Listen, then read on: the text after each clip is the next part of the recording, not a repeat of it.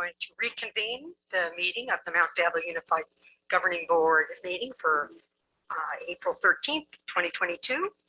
And we're going to start with Pledge of Allegiance. So if you could please stand and join us.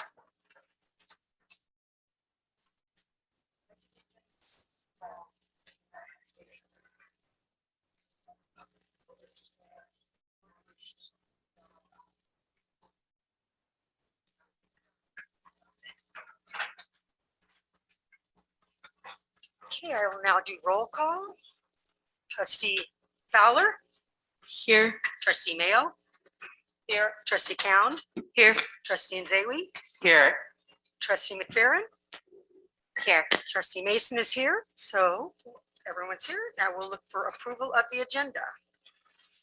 Madam President, I have a recommended change to the agenda. Could we move items 19.1 and 19.2 and make them 10A and 10B?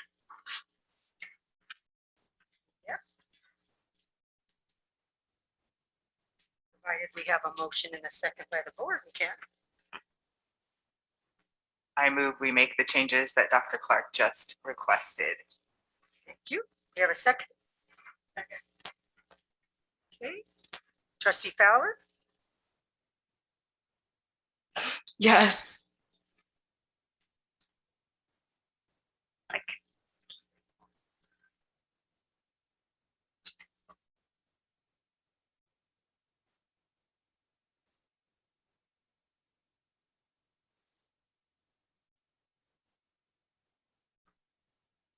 While we're waiting for the computer, welcome to our official boardroom again, folks.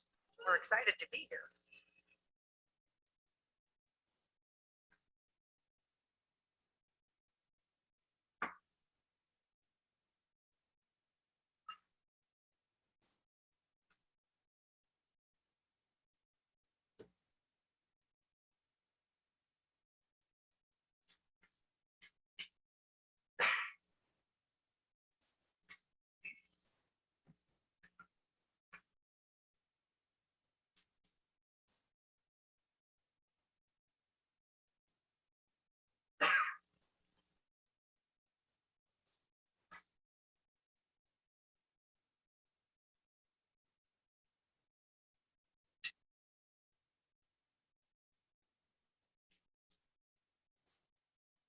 Okay, and that passes 5-0 with concurrence from our student trustee. Okay, in closed session.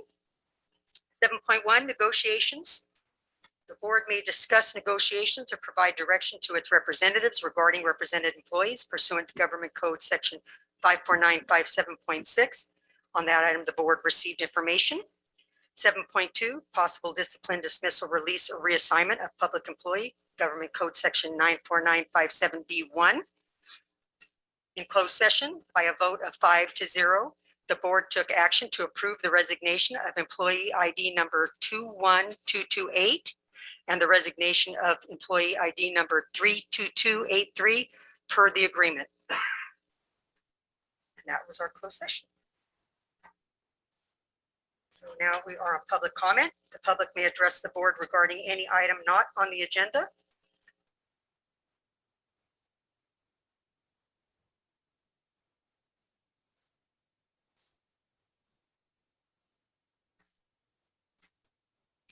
Gianna Thompson.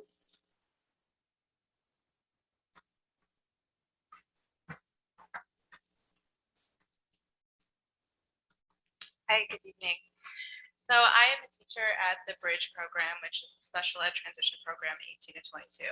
I've spoken with many of you, I've sent many emails to many of you, always just bragging about my students, and I'm here to simply advocate more for them. And my class in particular, I think what I'm advocating for can fit within Bridge, but I'm advocating for my class. And to make it really blunt, I feel like my class really needs more work experience. I have an extremely amazing, capable class. I mean, every time I think of them, I light up because they're so capable and they're so amazing. And the work experience that they're getting now is not adequate to what their skill level is. And I need them, we need them as a district to be valuable parts of the community and they want to work. Some of them need to work to help support their families. And I feel like our program needs to give them that opportunity. Currently, our students only get 1.5 hours a week for 10 weeks of work experience. That's a little over 13 hours for the whole school year. And some of you guys probably do that in a day. It's not realistic. And we need to support our special ed students or special ed adults, especially the ones that want to work. I have not ran a transition program. I used to work in another transition program for another district that let our students work every single day. And the reason that I advocate so much for this is because I've seen the immense amount of pride that students have, the success that our students have had for ourselves, for them, for the community, for absolutely everyone. And it's the biggest win-win-win. I need our community to not see someone with special needs in the workforce and think, wow, look at them. It needs to be a norm because they can do it. And the little that they do get, when they get their 1.5 hours, their skills that they're able to show, their pride, they're able to advocate for themselves in that opportunity, they're able to respond to spontaneous situations. This can't be simulated in a classroom. You know, we can teach resume writing and all this other stuff, but my students don't need resume writing and transit training for 4 years. They need to be in work sites. And I know how to do that, and I need someone to talk with me and help me do that. And I have talked to many people about this, and I will keep talking until someone helps make a plan for my students to work harder so they could be successful young adults in our community. Thank you. Thank you for being an advocate for your kids.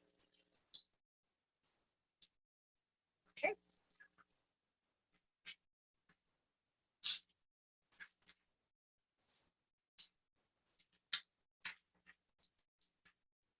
Okay, communications. Is that right here? District organizations at regular board meetings, a single spokesperson of each recognized district organization may make a brief presentation. Items are limited to those that are informational. Do we have any cards for that this evening? Nope. Okay. Moving along. 10.0 is what was previously 19.1. Am I correct there, Dr. Clark?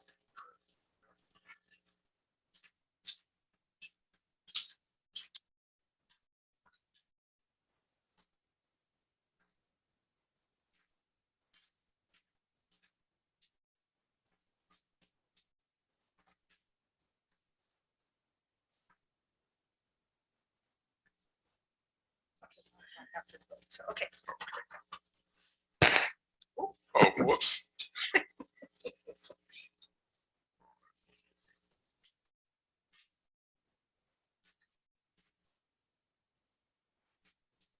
So, Madam President, we tonight we have before us, we have an agreement between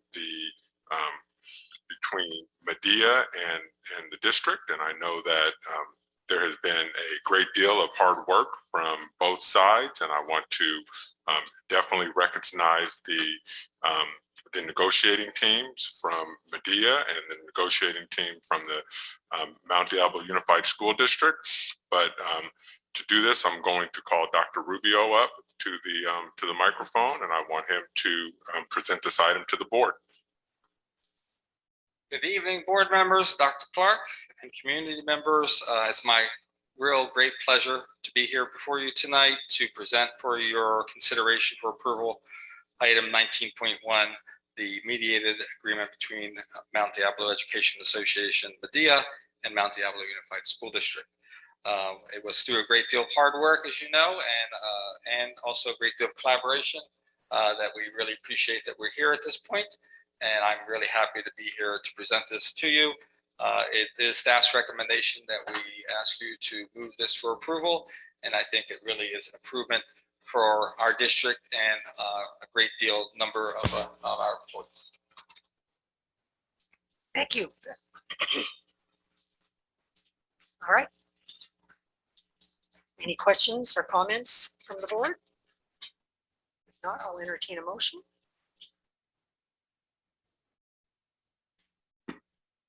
Madam President, I move to approve the mediated agreement between Mount Diablo Education Association, Medea, and Mount Diablo Unified School District. Second. She couldn't do that fast enough.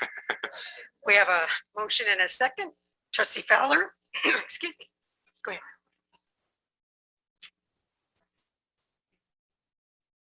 Yes, She can give Yes, an advice. yes. Yes. trustee Mayo. Oh, we vote this way. Sorry. Getting back into the swing of things. And that passes 5-0 with concurrence from our school board.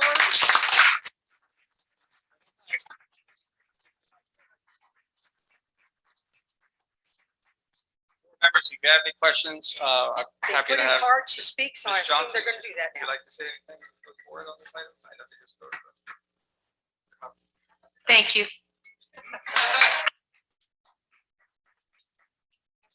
Sure did. That was it for you, Anita. Thank you. Okay. And it's Linda's turn. It's my turn. So, good evening, school board members, Dr. Clark, and members of the audience. My name is Linda Ortega, and I am Medea's Vice President and Bargaining Chair.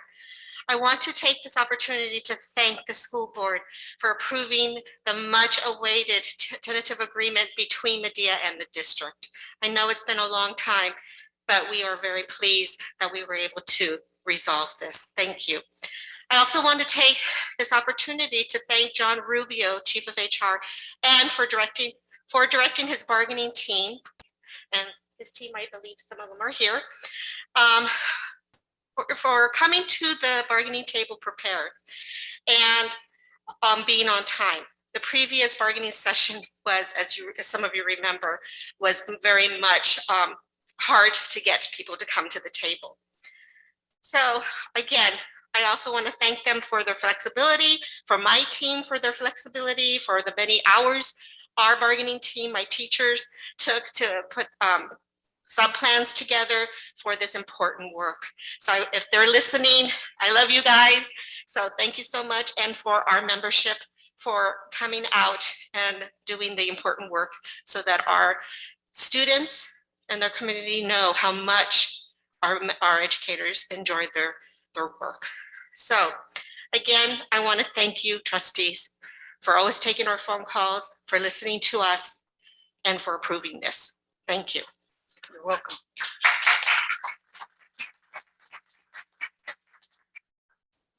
Okay, 10.2, Dr. Clark. Madam President, I am going to call up Dr. Scudero to present this next item, which we're very pleased about. We are pleased about it. So you previously approved the MUDSPA contract. In their contract, they had a Me-Too agreement, which meant that we had to adjust their salary schedule an additional 1%. And this is that updated salary schedule. So we ask that you move to approve the updated salary schedule for the Mount Diablo School Psychologists Association with the 1% Me-Too provision added to the MUDSPA salary schedule. Turn it over to the board. Thank you. Any questions, concerns? If not, I'll entertain a motion. I move that we approve the updated salary schedule for the Mount Diablo Psychologists Association, School Psychologists Association. Second. We have a motion and a second. Trustee Fowler? Yes.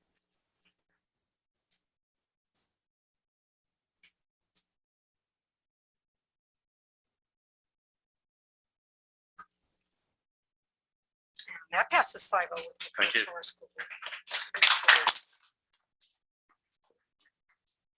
Okay. Takes us to 10.3, review and potential approval of resolution 21/2263, adopting recommendation by Ignacio Valley High School students to retire the warrior mascot and Native American imagery and adopt the mascot wolves as elected by the students. Dr. Clark. Yes, Madam President, I will present this item. This is resolution 21/22-63. And with all resolutions that we present to this board, we usually just read the opening and closing paragraph. This resolution here is 3 pages long, so I'm not going to obviously read all 3 pages, but I'm going to read the first couple opening paragraphs and just a couple key sections of the resolution for your consideration. So this resolution adopting recommendation by Ignacio Valley High School student and administration to retire the warrior mascot and Native American imagery and adopt the new mascot names Wolves as chosen by the students. Whereas all children and youth should be able to attend school in a welcoming, safe, and inclusive environment free from discrimination. Whereas the state of California has codified in Education Code Section 221.2, the California Racial Mascots Act, finds and declares the following, in quotes, the use of racially derogatory or discriminatory school or athletic team names, mascots, or nicknames in California public schools is antithetical to the California school mission of providing an equal education to all. Many individuals and organizations interested and experienced in human relations, including the United States Commission on Civil Rights, have concluded that the use of Native American images and names in school sports is a barrier to equality and understanding, and that all residents of the United States would benefit from the discontinuance of their use. No individual or school has a cognizable interest in retaining a racially derogatory or discriminatory school or athletic team name, mascot, or nickname.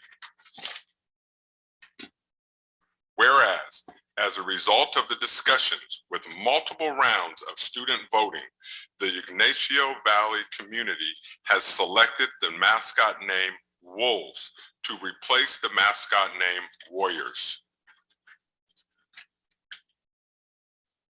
The Ignacio Valley High School mascot, as with all school mascots, should instill a positive school spirit among students, parents, staff, and residents, providing a symbol of pride for all members of our community in a way that is culturally and racially sensitive and appropriate.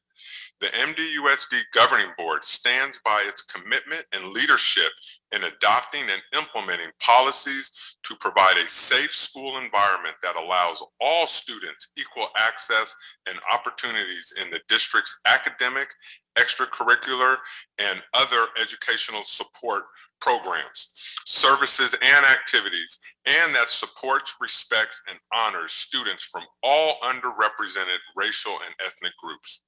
The board adopts the recommendations of the Ignacio Valley student body, which, following its extensive community input and discussion, has decided to retire the mascot name Warrior and related Native American imagery and adopt the new name proudly selected by the Ignacio Valley student body, the Wolves.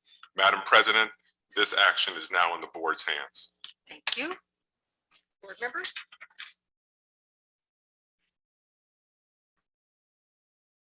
I move to adopt resolution 21/2263 recommendation by Ignacio Valley High School students to retire the warrior mascot and Native American imagery and adopt the mascot Wolves as elected by the students. Thank you.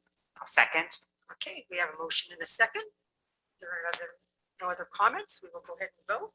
Yes. Okay. Michelle would be very happy right now.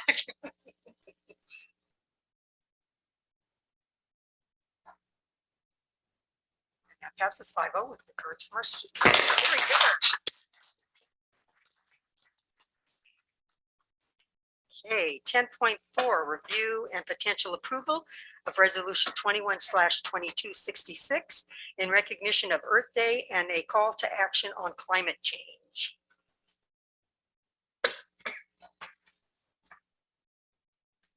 So I'll let you read it first and then we'll have our public comment.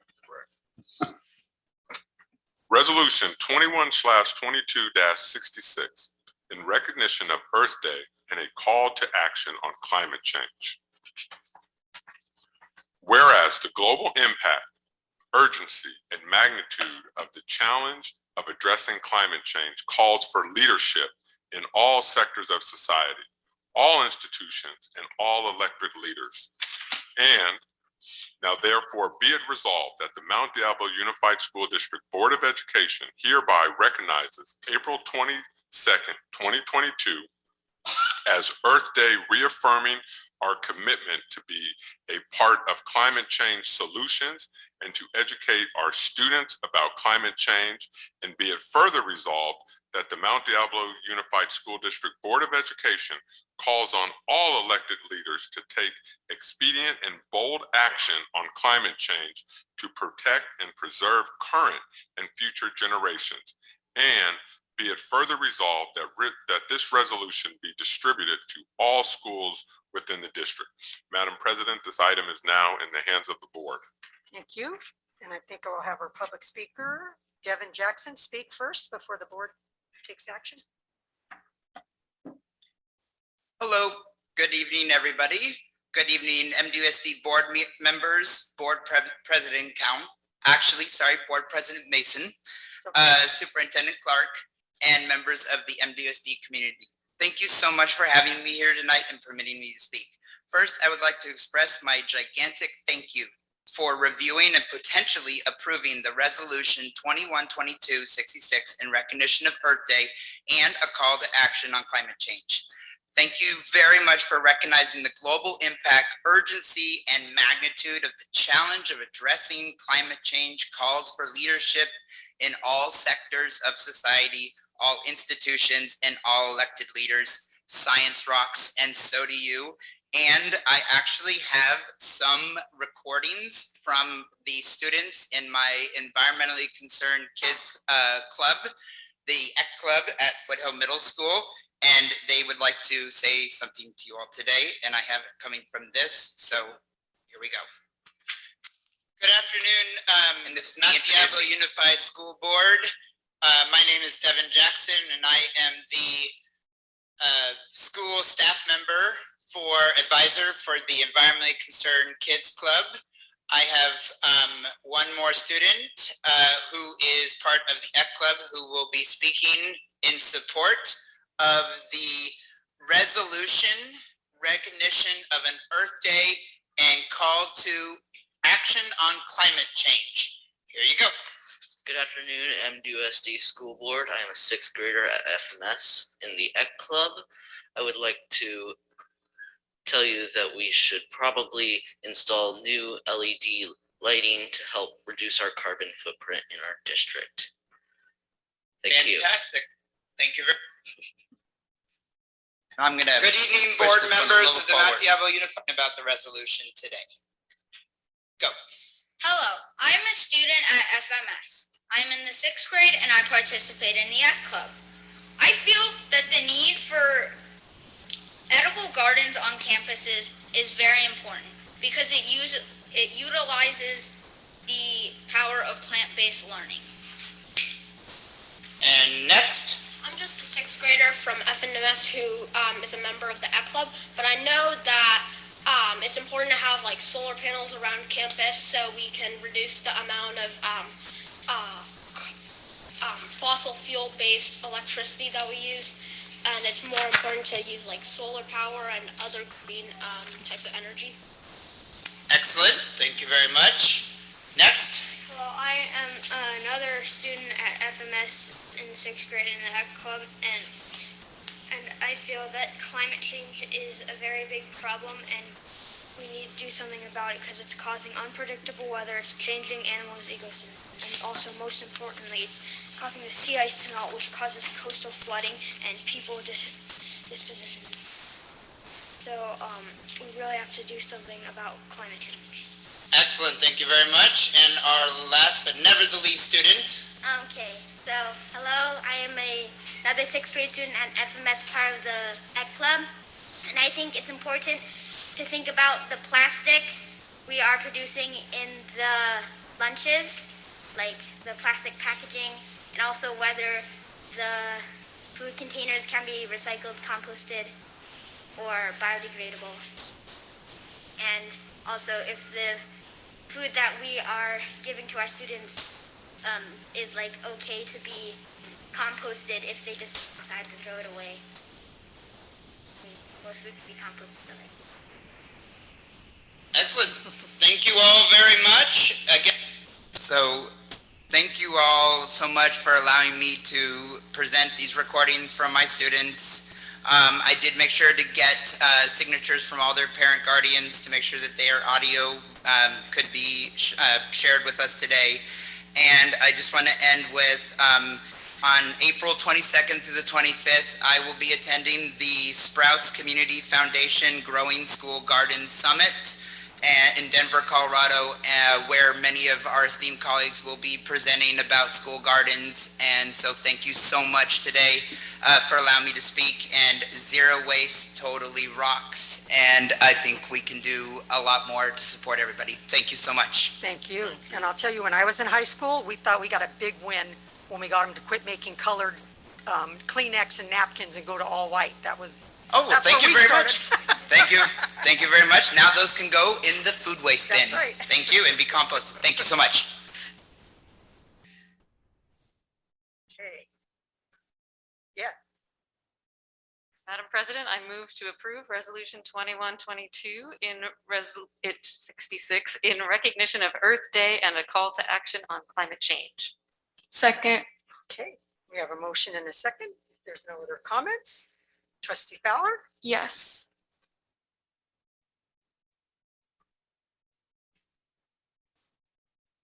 That passes 5 with concurrence from our student board member. And tell your students thank you, and they were successful. Thank you so much.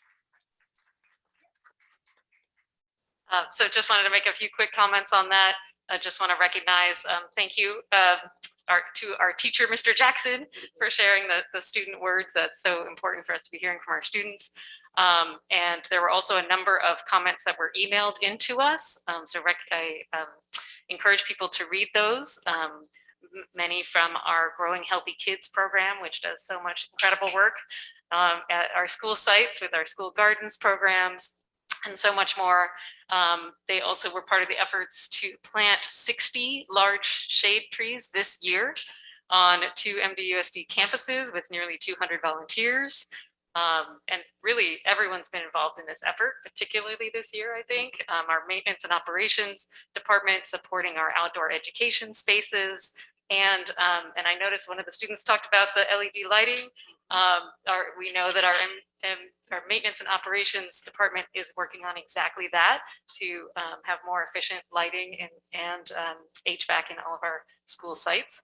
And then just to recognize our transportation department, I know that there's some districts that are not nearly as far ahead as we are in terms of our electric school buses and the electric charging stations that we have.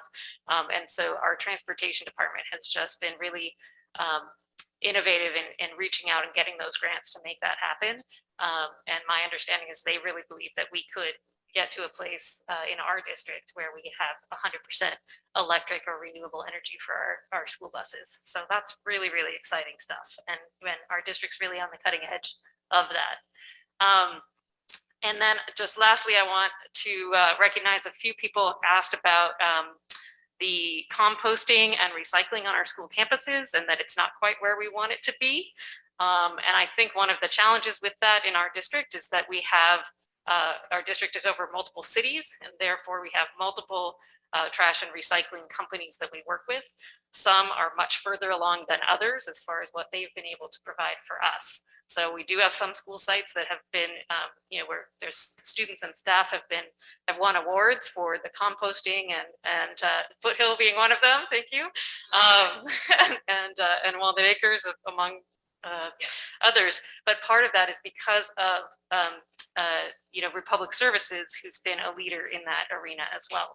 So we really need to work with all of our trash and recycling companies to get them to the point where they can actually recycle and compost when we do on our school sites. So looking forward to implementing that in the coming years as well. And maybe just 2 more statements real quickly. I promise it's quick.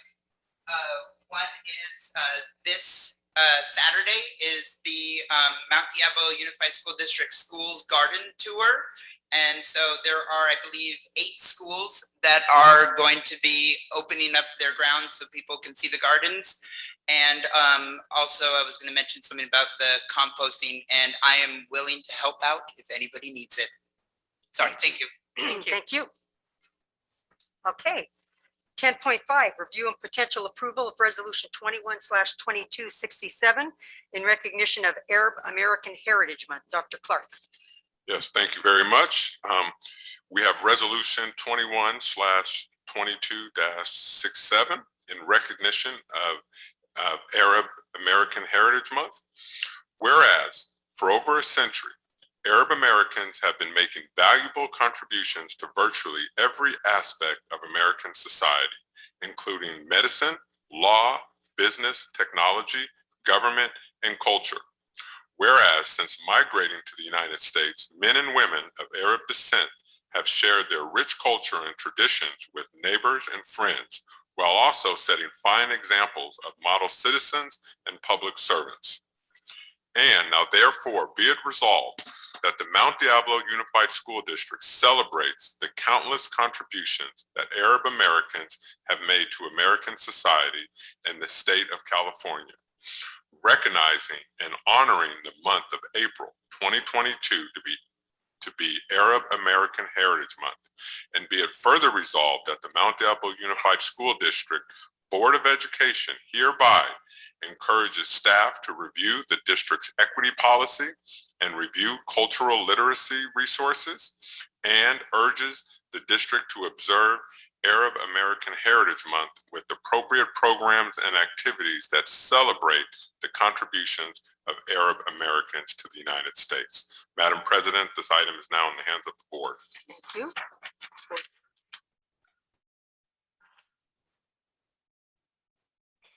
I'll jump in on this one too. Madam President, I move to adopt resolution 21/2267 in recognition of Arab American Heritage Month. Second. Okay. Questions before we go?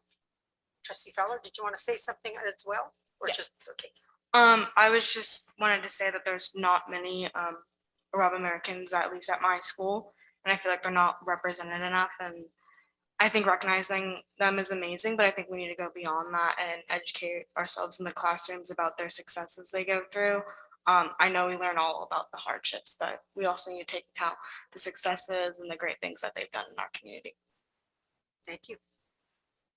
Comments before we go?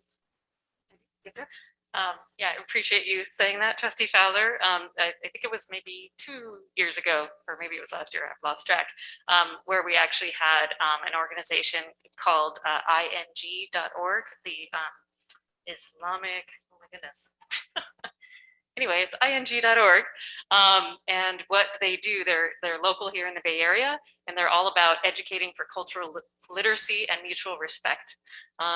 And so they will come for free to any school classroom or school site and bring speakers on a whole variety of topics, including, educating people around different religions that people may not be as aware of, such as Islam, and religious inclusion, but also cultural. And I think that we do have more and more of our schools that have, populations coming from all over the world right now. So this is the kind of thing that I would encourage people to reach out to. And then we also have had Dr. Popal from the Noor Islamic Cultural Center, who has done trainings for our staff and has provided assistance to our students as well. So both great resources. Okay. Trustee Fowler? Yes.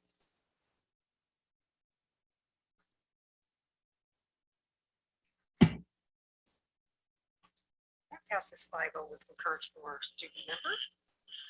Okay, that takes us to 11.1. Review and potential approval of personnel appointment, administrator, special education, dispute resolution. Dr. Clark.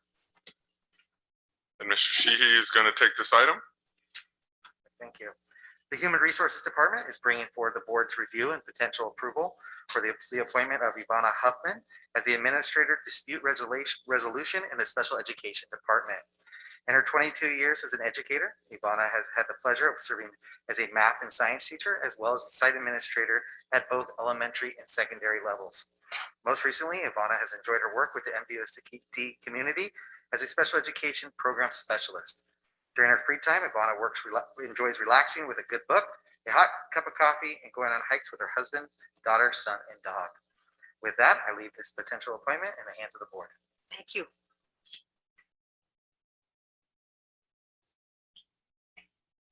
Madam President, I move that the board approve the appointment of Ivana Huffman as Administrator, Special Education Dispute Resolution. Thank you. Second? Okay, we have a motion and a second. Trustee Fowler? Yes.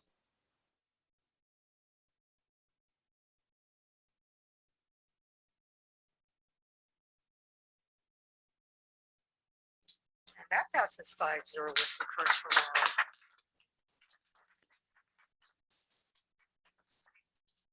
Well, good evening, community members, board members, and Dr. Clark. Dr. Clark and I go way back to when I was a baby teacher and he was a vice principal. So I have always appreciated working with you and for you. So that's a side. I have had so much fun in my 22 years in education and every single role that I've had.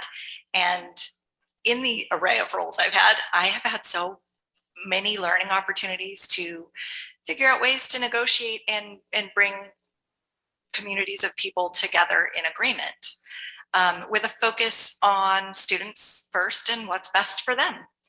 And so I am really excited to be able to bring all that experience and fun to the ADR role in special ed and work alongside Brian Casson for a little while. So thank you all very much. I'm honored. Thanks. I noticed in your resume that you've been at Lincoln Elementary in Oakland, and it's a wonderful school. I did nutrition education there for a while. I think right before you came. So With what was the guy principal's name? I can't remember his name. That's terrible. The guy I inherited from. Yes, I spent 6 years there. It was so much fun. I loved that community. It was a ball. Thank you.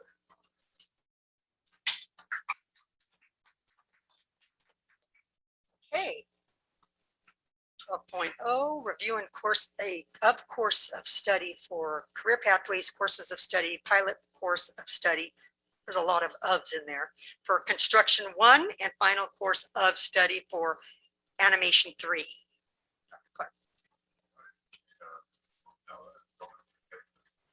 With help with my microphone we're on, Mrs. Fontanella is going to take this item.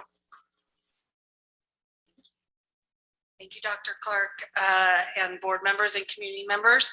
So I'm here to present courses of study for our career pathways. We have 2 courses that we're seeking, one for final course adoption and the other one for pilot. And really the goal with what we're asking you to do is to create cohesive course sequences for our pathways.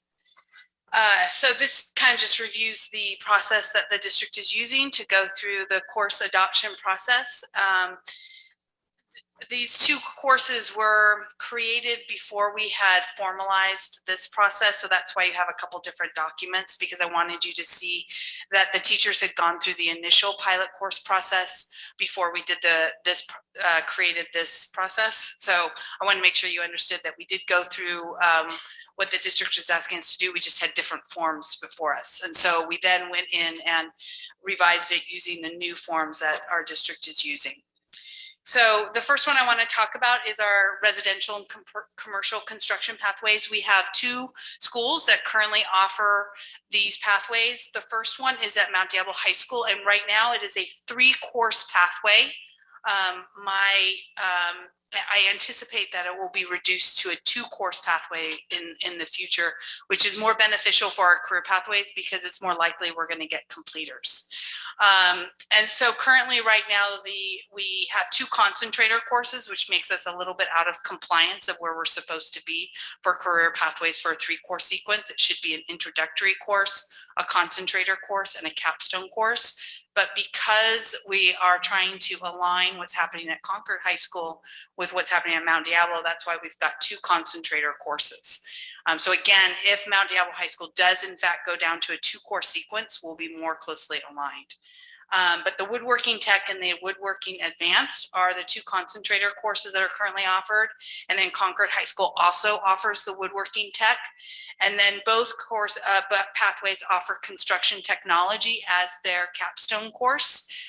And this right now is A through G approved. So that makes us very happy that we're helping our students meet their A through G requirements.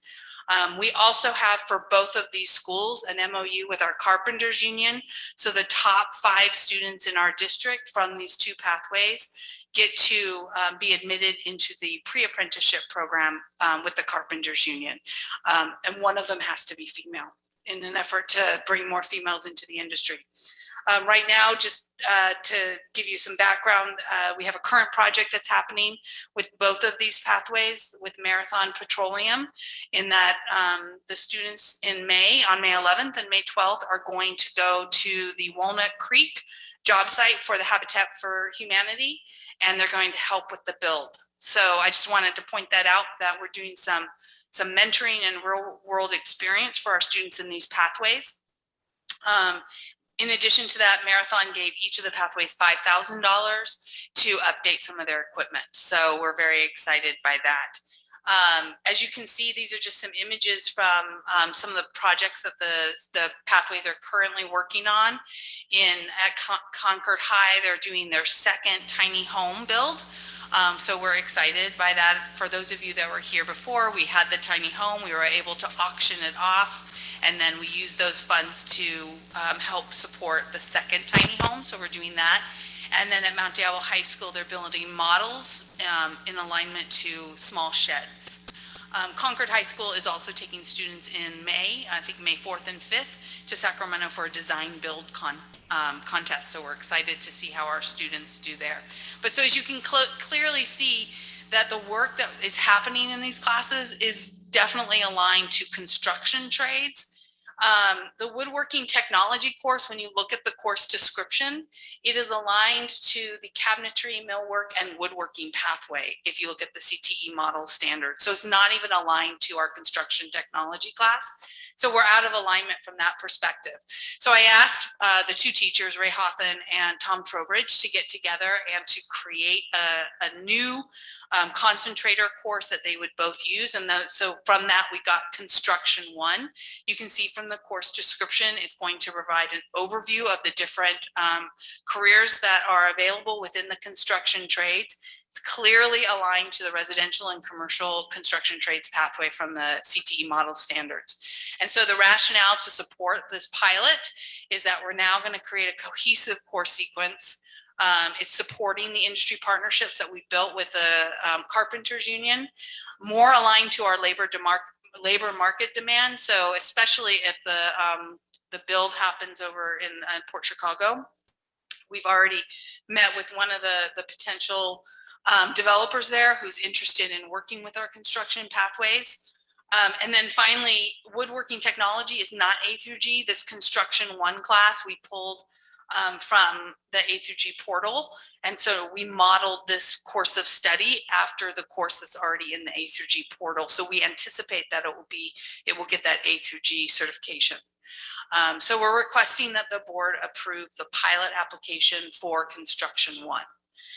The other course of study that we're looking at is a final adoption for Animation 3. So right now, the only high school that currently offers animation is Northgate High School, but it has a I want to say this course has been in existence for about 8 to 10 years, and this pathway. And so right now they currently offer Intro to 2D Animation and in Intermediate Animation. Those courses are both already adopted by the board.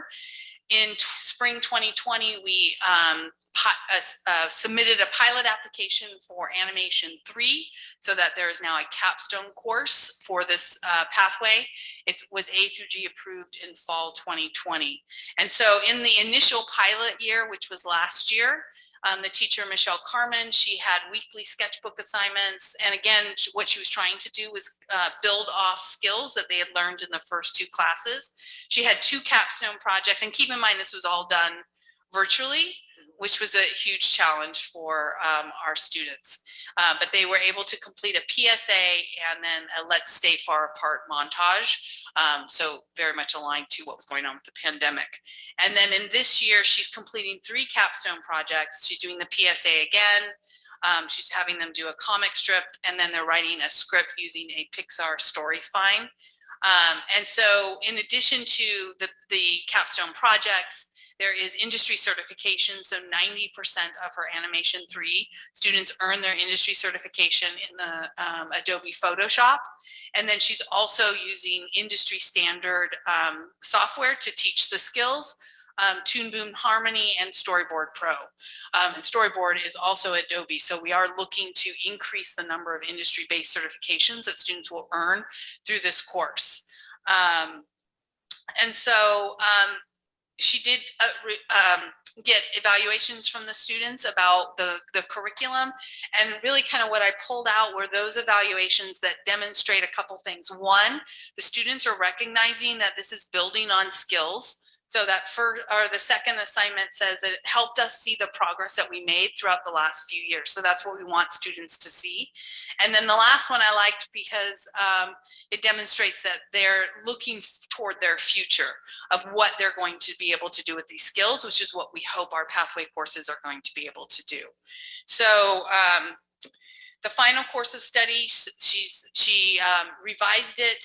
In fact, she revised it 2 times because we had to put it into the new form. So she revised it a second time. And the reason I think this course is appropriate to adopt as a final course of study is it incorporates the industry certifications, which is one of the things that we want our completers to earn, and it's using industry-based software. So now the pathway is fully aligned to the CTE model standards in digital media. So do you guys have any questions? I know I threw a lot of, language out there, so. Yeah, the set looks like a lot of incredible work that really needed to happen, and it's going to be excellent for our students. Really appreciate everyone who worked on this. Thank you.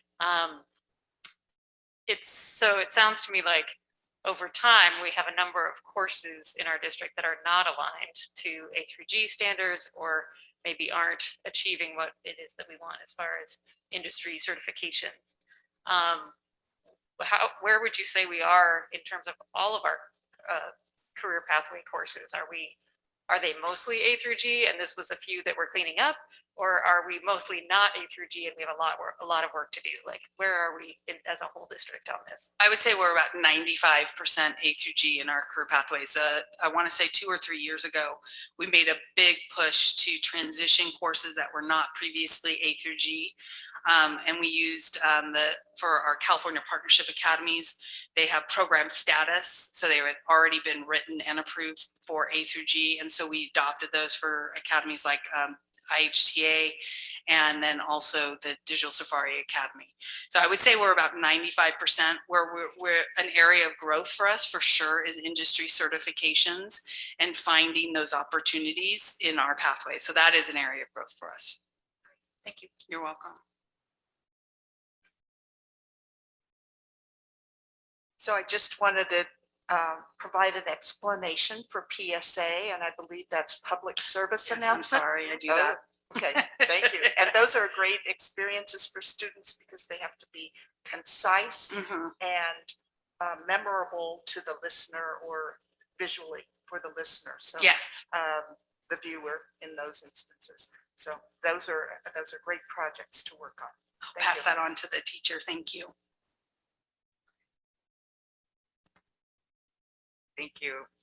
Thank you for the obvious hard work on this. And this is a newbie question. So okay, I know that, so the construction pathway is available at these 2 high schools. The animation is available at that 1 high school. And I presume that other pathways are available at all the other high schools. Everybody has something. Everybody has something. But I'm curious, can students go to the high school of their interest if they don't live in Concord, or I mean, like Mount Diablo High School, and they want to do construction? Can they go there for that, or is it just luck of the draw? That's an excellent question. I believe they would have to go through the inter-district transfer process to try and do that. So. But it's like an allowable. Yeah, or could I don't, we definitely have had students who have made that decision. For example, at Ignacio Valley High School, we have our CCAP STEM program, which is an engineering that also offers dual enrollment college classes. And I know that we did have a couple of students who applied to be transferred to that school specifically so they could participate in that program. How do we market each of the opportunities? That is a great question, and it's something that, so we meet quarterly with our advisory committee. It's called the Mount Diablo Business Education Alliance. In fact, you just all got an email from me because our last meeting of the year is in a week and a half. But so that's something that we're working on. One of the things that we started was pathway maps showing how students can work their way through the pathway while still being able to meet college admission requirements. And then more importantly is showing them if they are going to go on to college, like what would be the next courses they would take as they transition to college. And then what are careers and the salaries for those careers. To me, once we can finalize those will be very powerful because we can then present those to parents and parents can say, oh, so this isn't like your, the old fashioned vocational ed, right? We're actually preparing students for college and career. So that's something that we're working on.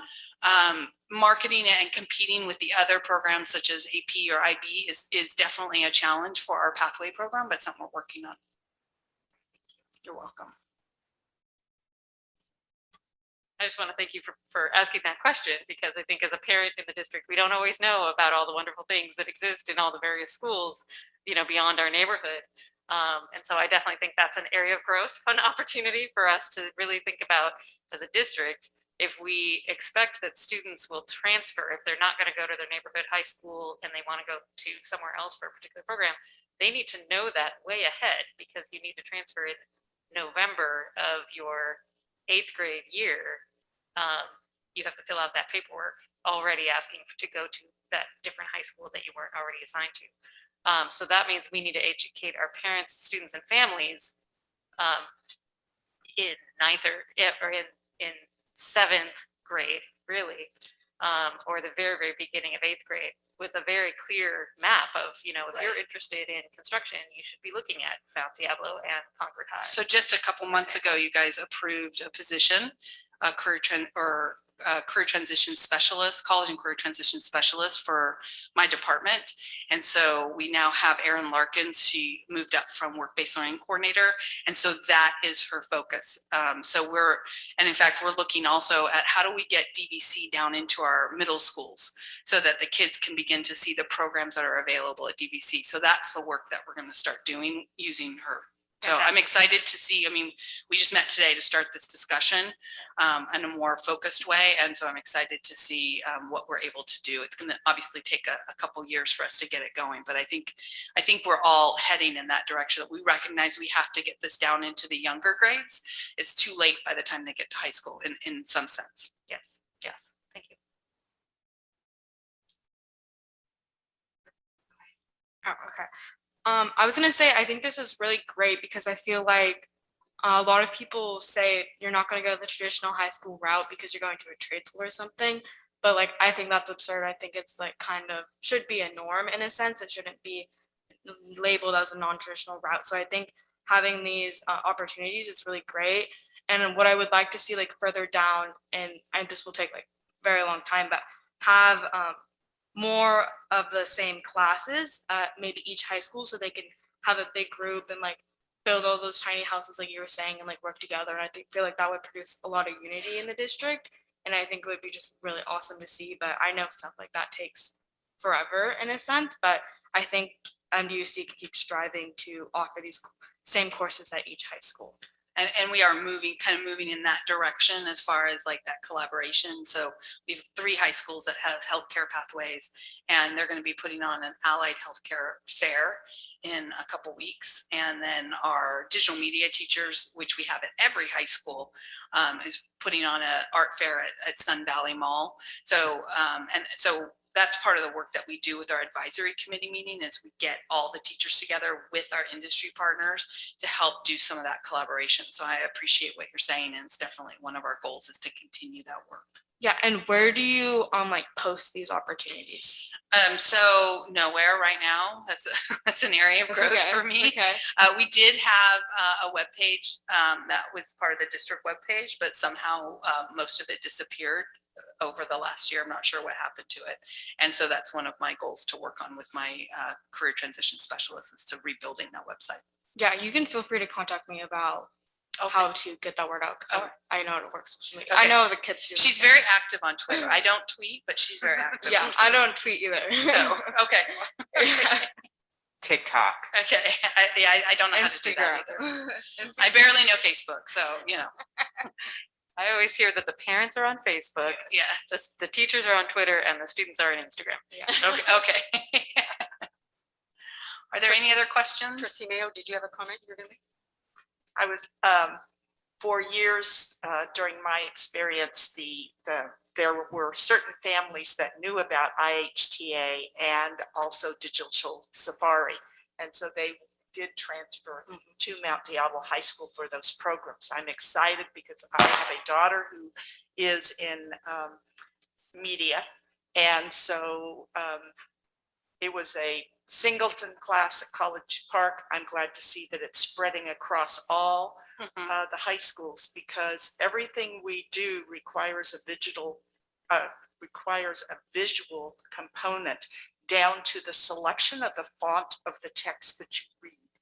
And the work is amazing and there's definitely many career choices for young people if they go into the media piece and animation. So, I'm excited and I've always argued that we don't promote this enough because parents might, probably would improve the opportunities for their students if they based their school selection on what the students' interests were. They may not necessarily choose that as a career path when they finish, but they will be much more engaged in their experience in high school if they're doing something that they like. And those soft skills are transferable. And that's one of the most important things that we can provide are the soft skills that make them great employees in their future careers. So thank you. I'm excited to, and I will, along with Ms. Fowler, promote any advertisement that we can do about this. Thank you. Thank you so much. And I would just say that what I really like about your program is it's not status quo. It's always amping up. It's always changing. It's always morphing to be relevant. And I think a lot of that is thanks to your leadership. So thank you. Thank you. Thank you. I appreciate that. And I think is this just information tonight? Yeah. Okay. Very good. Thank you. All right. Thank you so much. I appreciate your time. Okay, 12.2, Maintenance, Operations and Facilities Department Staffing Reorganization Presentation, which is also for info. Yep, and we have Ms. Coslow who is going to come and share the progress in the M&O department, and Dr. Gonzalez will be joining her, supporting her. Ms. Coslow. Good evening, Dr. Clark, members of the board. As you know, I'm Melanie Coslow, Director of Maintenance and Operations, and I wanted to come and join you this evening and give you an update sort of the background of the work that we've been doing since our FCMAT assessment presentation that came to the board a few months ago. So in response to the FCMAT assessment, can you guys hear me okay? In response to the FCMAT assessment, district feedback, as well as department internal improvement desires and planning, we looked at the overall organization structure of the department, maintenance, operations, and facilities, and the divisions that fall under our joint department. This includes how facilities is structured, how custodial is structured, grounds, and maintenance. I'm going to welcome Dr. Gonzalez up, and she's going to take the next couple of slides. Thank you. We always preferred the tag team approach here. I wanted to bring you back to the FCMAT recommendations that came out from last December, right at the end of December. FCMAT made some recommendations. The specific one was, and I think their exact wording was, this generally isn't our recommendation, but their recommendation was to consider placing the custodians under the supervision of the school principals, specifically for evaluation and discipline. We have decided that we're going to go a different route after getting some feedback, except that additional route is not without other expenses and changes that we need to approach. So I put some data in here. I'm sure that you've already seen this data. Back before the Great Recession, there were 17 individuals that supervised custodians, and each one of them had 8 individuals that they were in charge of. Right now, we have 2 individuals for 140. It becomes very, very difficult to set expectations, to meet with individuals, to supervise, to evaluate, and to discipline if we have 70 individuals that are working under the direct supervision of someone. We're also talking about expanding the custodians from 143 to 161, which basically means we'd have 80 people per individual. So what we are proposing is to increase management from 2 to 4 positions. Those numbers are still going to be really challenging, but our attempt is going to be, let's try this and let's see what happens, because we don't want to bring a proposal to you that says we need 8 or 10 more management positions. There may be some wiggle room as we start moving forward, and perhaps some change in the perspective of not having principals evaluating and disciplining. The next slide here has to do with developing a plan for increasing staff to move from a level 4 to a level 3. So as you will remember, there are 5 levels. Level 5 is the absolute worst scenario. You're not able to maintain your facilities. In an ideal world, we would all get to 1. That may not be fiscally possible here in the state of California with our funding. We are at 4, we want to get to 3. At some point, it would be lovely to get to 2. Our goal is to get to 3, which means we would move from being reactive to being more comprehensive in what we do. And there's been a lot of work that Melanie, that her team, and 2 of the consultants that we've been working with to try to figure out what makes the most sense for a reorg. And so a lot of that will be addressed in some of the slides that she's going to share. There's a little bit here again about the management structure. And so what we're doing is you're going to see a restructuring of multiple layers to buckets of individuals and groups that work on different tasks that will better allow continuity, allow supervision, and allow better support for school sites. And then we will be going through and really taking a look at the recommendation that FCMET had around school administrators ensuring that their schools, that a lot of the minor maintenance is performed there. Some of that will be through the work order system and making sure that clarity is there, but a lot of it will also be retraining our principals so that they better understand what goes in as a work order and what you can ask your custodian to do. And so with the 4 individuals that we'll have in manager positions, those are some of what we will be taking care of. So we're planning on working a lot of that into job descriptions as well. What we're bringing you this evening is more of a generic presentation of this is the direction we're heading. Then we're going to go back and we're going to work on some negotiations because there are new positions. There are some salary changes for some of those. And we really need to start bringing more job descriptions back to you. And you'll see that a little further ahead in other slides.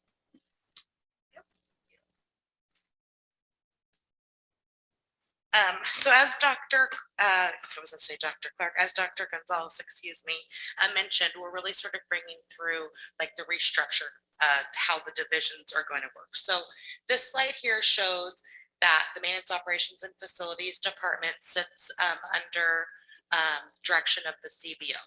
And so what this chart shows is myself as the Director of Maintenance and Eric, our Director of Facilities, both falling under Dr. Clark or Dr.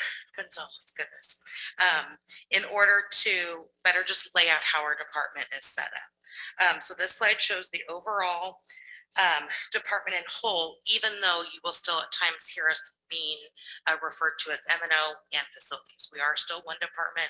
Working together has been sort of a wonderful engagement between both sides of the house. We as maintenance are able to give contribution to the facilities planning, as well as we're also able to look at, where we're going in the future and that sort of thing.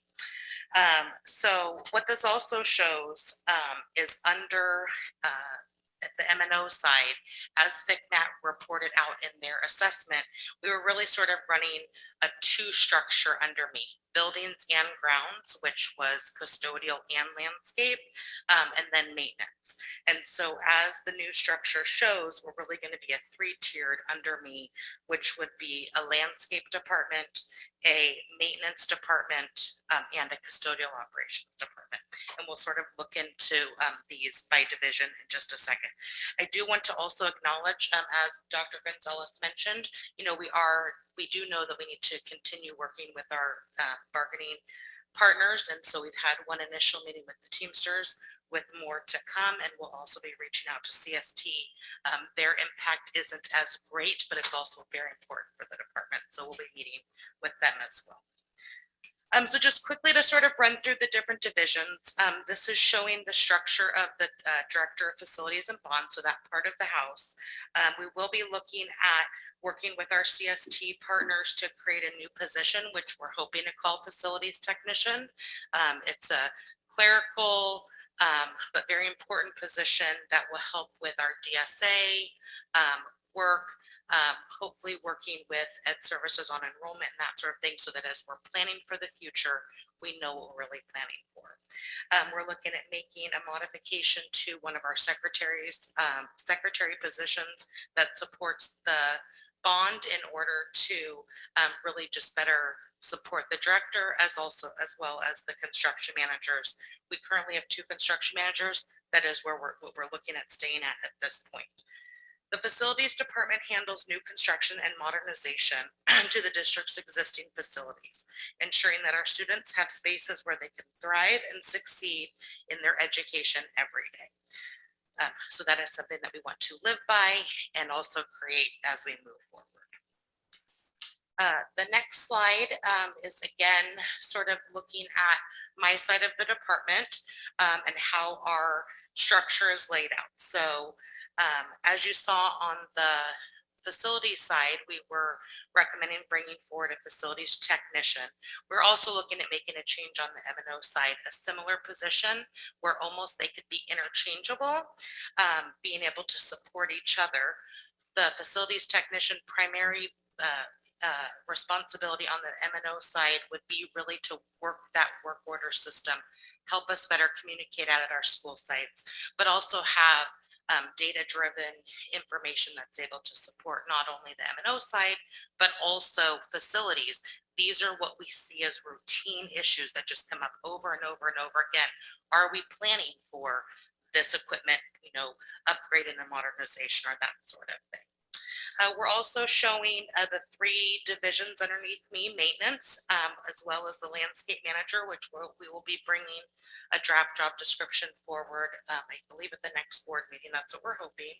They will share a support of a secretary who will help with their staffing, absences, reoccurring things like rodent care, our ongoing tree care program, that sort of thing. They would get support that way. And then changing sort of how our buildings and grounds manager structure is set up right now that we'll have someone that can solely focus on the landscape department, really having that custodial operations person, they can focus on the custodial, the envelope care of the buildings, creating what is currently our area facility manager into a little bit of a different position with custodial operations coordinator. That's where we would have our 2 sort of existing FTE that we have, and then also adding an additional 2, which our structure will show as PM supervision, PM support management, that sort of thing. We have not had PM supervision since 2008. What ends up meaning is that our area facility managers work as early as 5:30 in the morning and until sometimes 11 or 12 o'clock at night, really getting those phone calls as needed, that sort of thing. And then we also just sort of want to identify our primary mission. The maintenance and operations department is to maintain every physical site its associated equipment, grounds at the highest possible standard of safety, cleanliness, and functionality, therefore ensuring that the best possible learning environment is provided to each and every Mount Diablo Unified student and staff member. If it's broken, we fix it. If it needs to be cleaned, we clean it. And if it grows, we care for it. So the maintenance division that falls under M&O, we're looking at working with our bargaining member to make some changes. That's why some of the boxes are a little vague because we don't have these items worked out. What I did want to be able to share with you is we are looking at going to a team maintenance structure. And so what the team structure will help us be able to do is we can have one team that's focused on just emergencies. School sites call in, they've got a plumbing backup. A bank of lights aren't coming on and it's too dark in the classroom. Any emergency that could come up, they call into dispatch. They don't waste time doing a work order. They call into dispatch. We're going to have one team that's going to be handling those calls. They can just be focused. Then we're going to have our goal is to have 3 teams made up of, different positions on both building trades and mechanical trades that will be on a scheduled maintenance rotation, meaning every one of our sites, including our administrative sites like Dent Center, M&O, Willow Creek, they will get a scheduled maintenance every 2 weeks. That means unless it's an emergency, you will see your team every 2 weeks. We will show up, we'll spend half a day or more at your site taking care of your routine work orders, possibly creating new work orders. We came, you had some issues. While we were there, we saw this, this, and this. We'll add our own work orders. We'll take care of that. Let's say it's something that's a little bit more project-ish, and there is a sort of a fine line of what's maintenance and what's a project, but we need to do a little bit more planning. We can make sure we can take the measurements we need. That way, when we show up at your site the next visit, we're prepared to do that work order.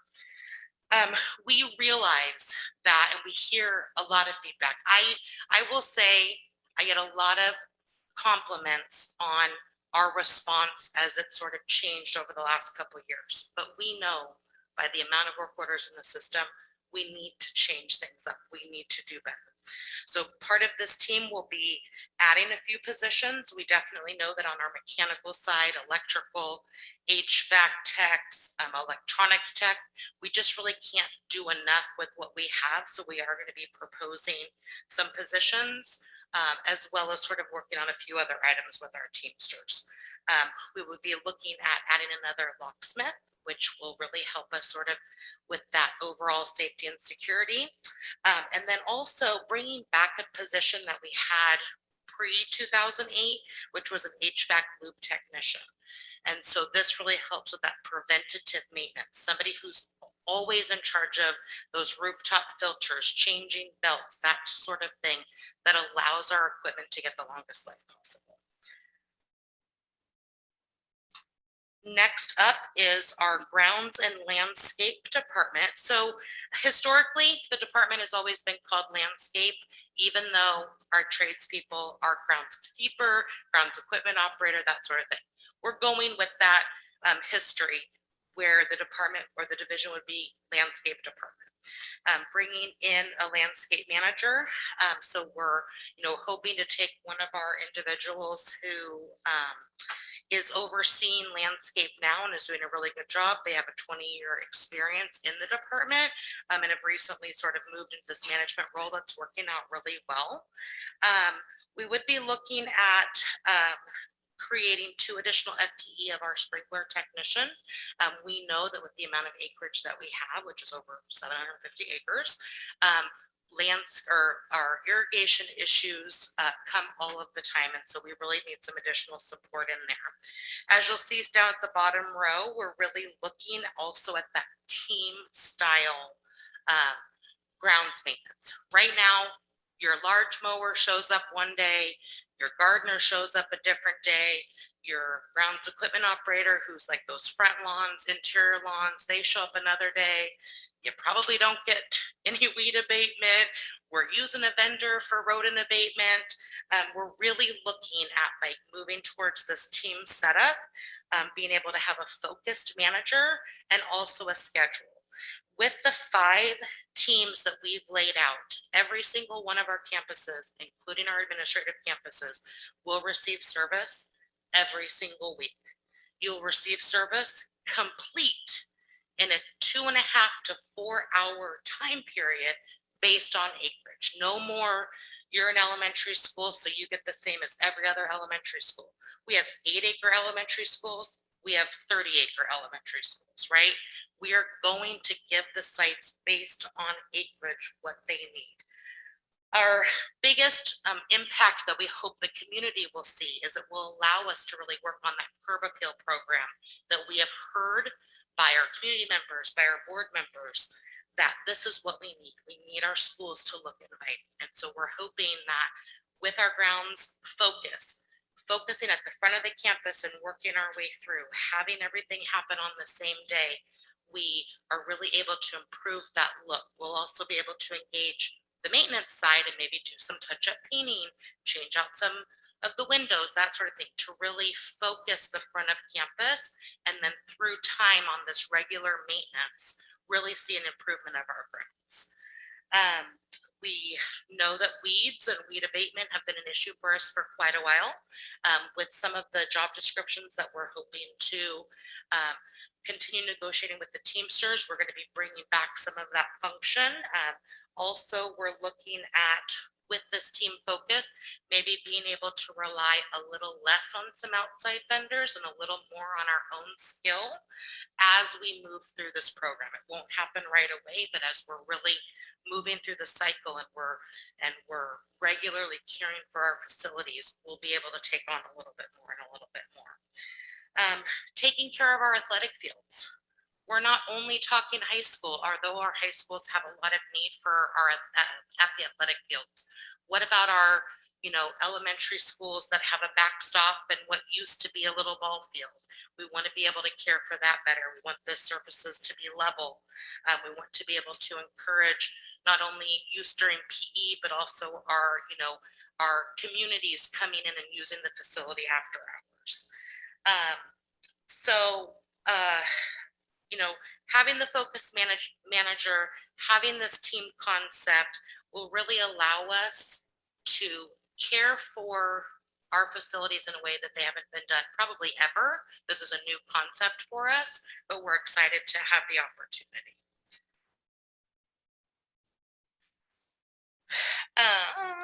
Okay, this slide is potentially, well, it's going to be going, we're going to show our custodial department in a minute, but I just kind of wanted to go through where we've been looking at. A lot with our FCMAT, we really focused on the custodial care. So it's the custodian's responsibility to ensure the health and safety of all students, family, staff, and the MDUSD community through their job functions. So one of the things that we saw that was in, big bold letters to me is, where's your cleaning standards? So one thing that will be coming forward a little bit in another presentation a little bit later is the creation of our cleaning standards. I spent a lot of time looking at not only FCMAT and CASBO formula, but also the federal level. As Dr. Gonzalez mentioned earlier, we're really moving from that level 4 into a level 3 clean, which is average for schools. And we want to be able to sort of be in the average and then move beyond that. So we'll be bringing our cleaning standards forward. We'll make sure that all of our school sites, our custodians, our principals, everyone are aware of what they are. Complete the custodial staffing assessment. So as you see, there's a check mark on here. That work is done. As we mentioned, we're going to be hoping to bring forward approximately 18 additional custodians to our staff in the coming time. And that is based on the formulas that we received not only by CASBO, but also by NCES, which is the National Center of Educational Statistics. Coming forward is replacing our current custodial staffing formula, which is by level. We've heard this before. If you're in elementary, you get this. If you're in middle school, you get this. If you're in high school, you get this. With the work that we've done, we have everything formulated out by square footage. Every site is different. Some sites need 2, some sites need 2.5, some need 6. I mean, and we're laying out a formula that allows every site to get the care that it needs. Update the school specific custodial routes to ensure that the work is divided to achieve the level 3 care that we want. So that's work that we're doing behind the scenes. It is taking some time, but it is something that we are dedicated to do so that every school site has the care that it needs. We would need to recruit additional staff, implement the staffing changes and use of a roving crew. So just like we saw in the other departments, we would be looking at bringing in additional roving custodians. We're all familiar with our small roving crew that sort of moves around the district behind the scenes and does all this. Moving away from that one team, we'll have multiple teams of roving crews that can show up at multiple schools to pick up that extra time that's needed. And then also, we would be, as we talked about, adding the additional supervisory roles that will be able to allow us to create the support that the school sites need, but not necessarily put all the responsibility on the principals. One thing that we do want to continue working on is the relationships between the principal and their school site custodial. It is historic. It is in our job postings. A custodian is supervised by their direct supervisor out of M&O and the school site principal. We are committed to that. We are engaged with that. We know some principals have the time and the bandwidth to support that, and others are like, I just can't do that right now, but I'm committed to creating that sort of situation, and that's our goal as well. With the new staffing ratio, we would be looking at just under 41 custodians per one supervisor, which is a heck of a lot better than what we have now. Also with the oversight of our operations or custodial operations manager, really being the glue that sort of holds it all together, as well as the other responsibilities that he has for compliance and security and all of that. And then quickly trying to finish things up here. This is what our custodial department would look like, being head up with the custodial operations manager. That manager does have the responsibility of the district security department. They also do all of our compliance things, whether it's a HERA, hazardous waste, keeping the doors open for our special programs. We try to support all of that, county inspections, state inspections, all of that. And then really, they're that flagship manager of the custodial department. So they would be responsible under the new structure for the substitute custodial program, the traveling custodians, which are full-time custodians, that they're there to handle long-term vacancies, maternity leaves, bereavements, different medical leaves, that sort of thing.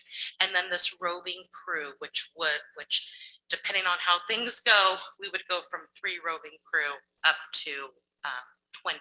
So they would really be responsible for that schedule.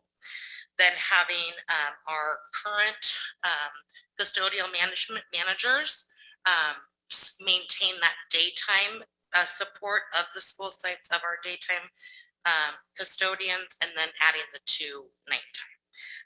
And then we would be splitting sites in half. Right, so one team of a day and a night get this half of the district, and the other gets the other. And we do really feel that with the custodial care, we're going to have more time to be able to be out and about and really supporting the programs. One of the things I have in my notes, which was mentioned tonight, was our recycling and our organics program. We know that the law changed. We are in communication with both Republic Service and Mount Diablo Recovery. Also communicating with Recycle Smart. I have a few teaching staff, and now another one that I'll be communicating with. We're going to the Garden Summit later this month or next week, I guess, together. So we'll have plenty of time to sort of discuss where we can support each other. We are in the process of working with our vendors to make sure that we have the proper recycling units on each site. Again, it's sort of been a one for all. Now we're looking at what each site needs. And so we do know that technically we are in compliance. We are not in a situation where we are going to be fined or anything at this point. We are actively working and we have until next year to really have everything in place. We know that some campuses are far more ahead and we're actually looking at those campuses to be able to sort of be like pilots for the rest of our campus. You know, and really just being able to take care of the eyes on the campus. What does our school site see? It's a little bit more than just custodial, but it's sort of like if you're at the campus, your eyes of that campus, and let us know what you need. No problem. I'm just coming up quick. Okay, so oops. Fiscal impact. Assuming all of the things that we're hoping to work through, our general fund fiscal impact is going to be right around $1 million. We realize that's a lot of money, especially in the times that we have, but we've done what we can to sort of look at where we need to be to serve the district. So I have on these slides, we're looking at new CST staff members. I think there's 2 FTE, new Teamster, new management, plus the current staff changes, as well as the increases based on, you know, the current salary changes. Future considerations, we're going to be evaluating our changes in staffing and the new model. We know that some of it's going to be trial and error. We're going to be watching it. We're going to be putting out surveys. We're going to be really looking to make sure that the changes we're doing are impactful. Addressing any transparency shortcomings. We also know some schools feel like we respond or we share a lot and others feel like they don't hear from us enough. We're going to get better with that. And then we are looking at doing another board update sort of on how we're going in December. Next up, we would look to be able to post our positions that require no job description changes. Adding an electrician, a plumber, an electronic tech, an HVAC tech. Those are jobs that we have. We just need a little bit more of. Job description and salary changes for the management roles. Look for those drafts coming forward at the next board meeting. And then job description and salary changes for Teamsters and CST, TBD, because we're working on it. Any questions?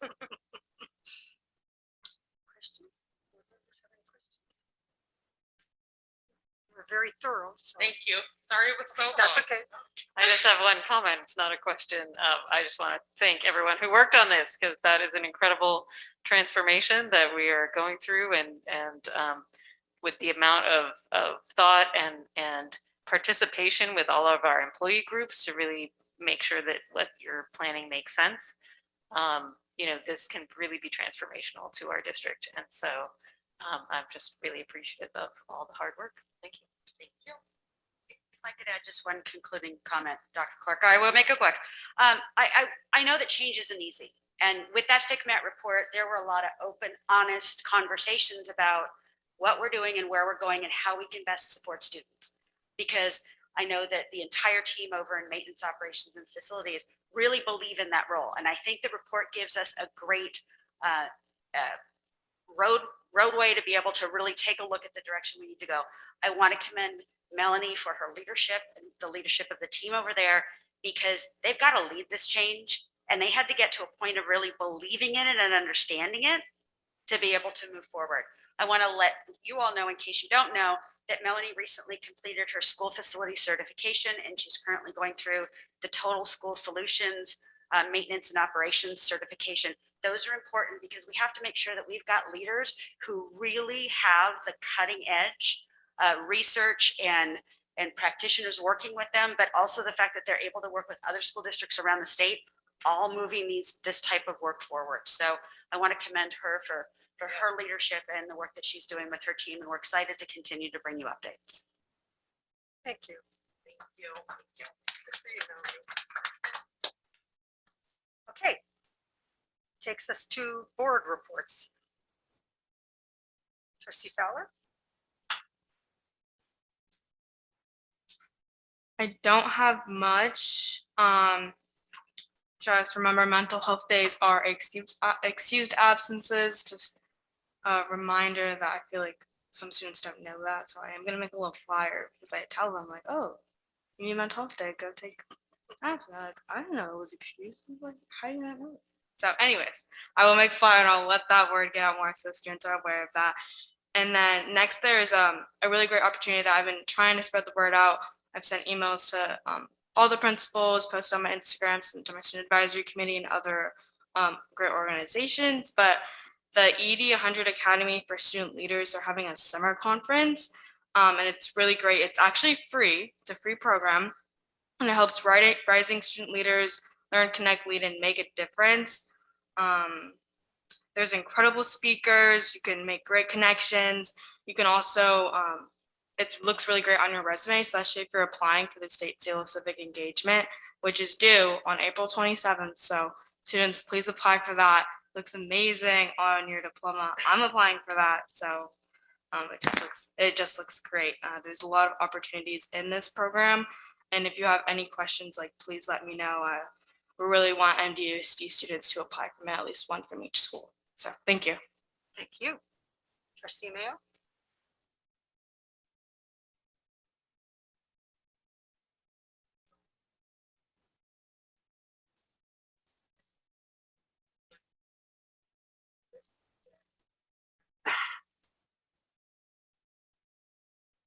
I hope everyone had a restful and restorative break, and my family did. So it was very important for us all to have that moment.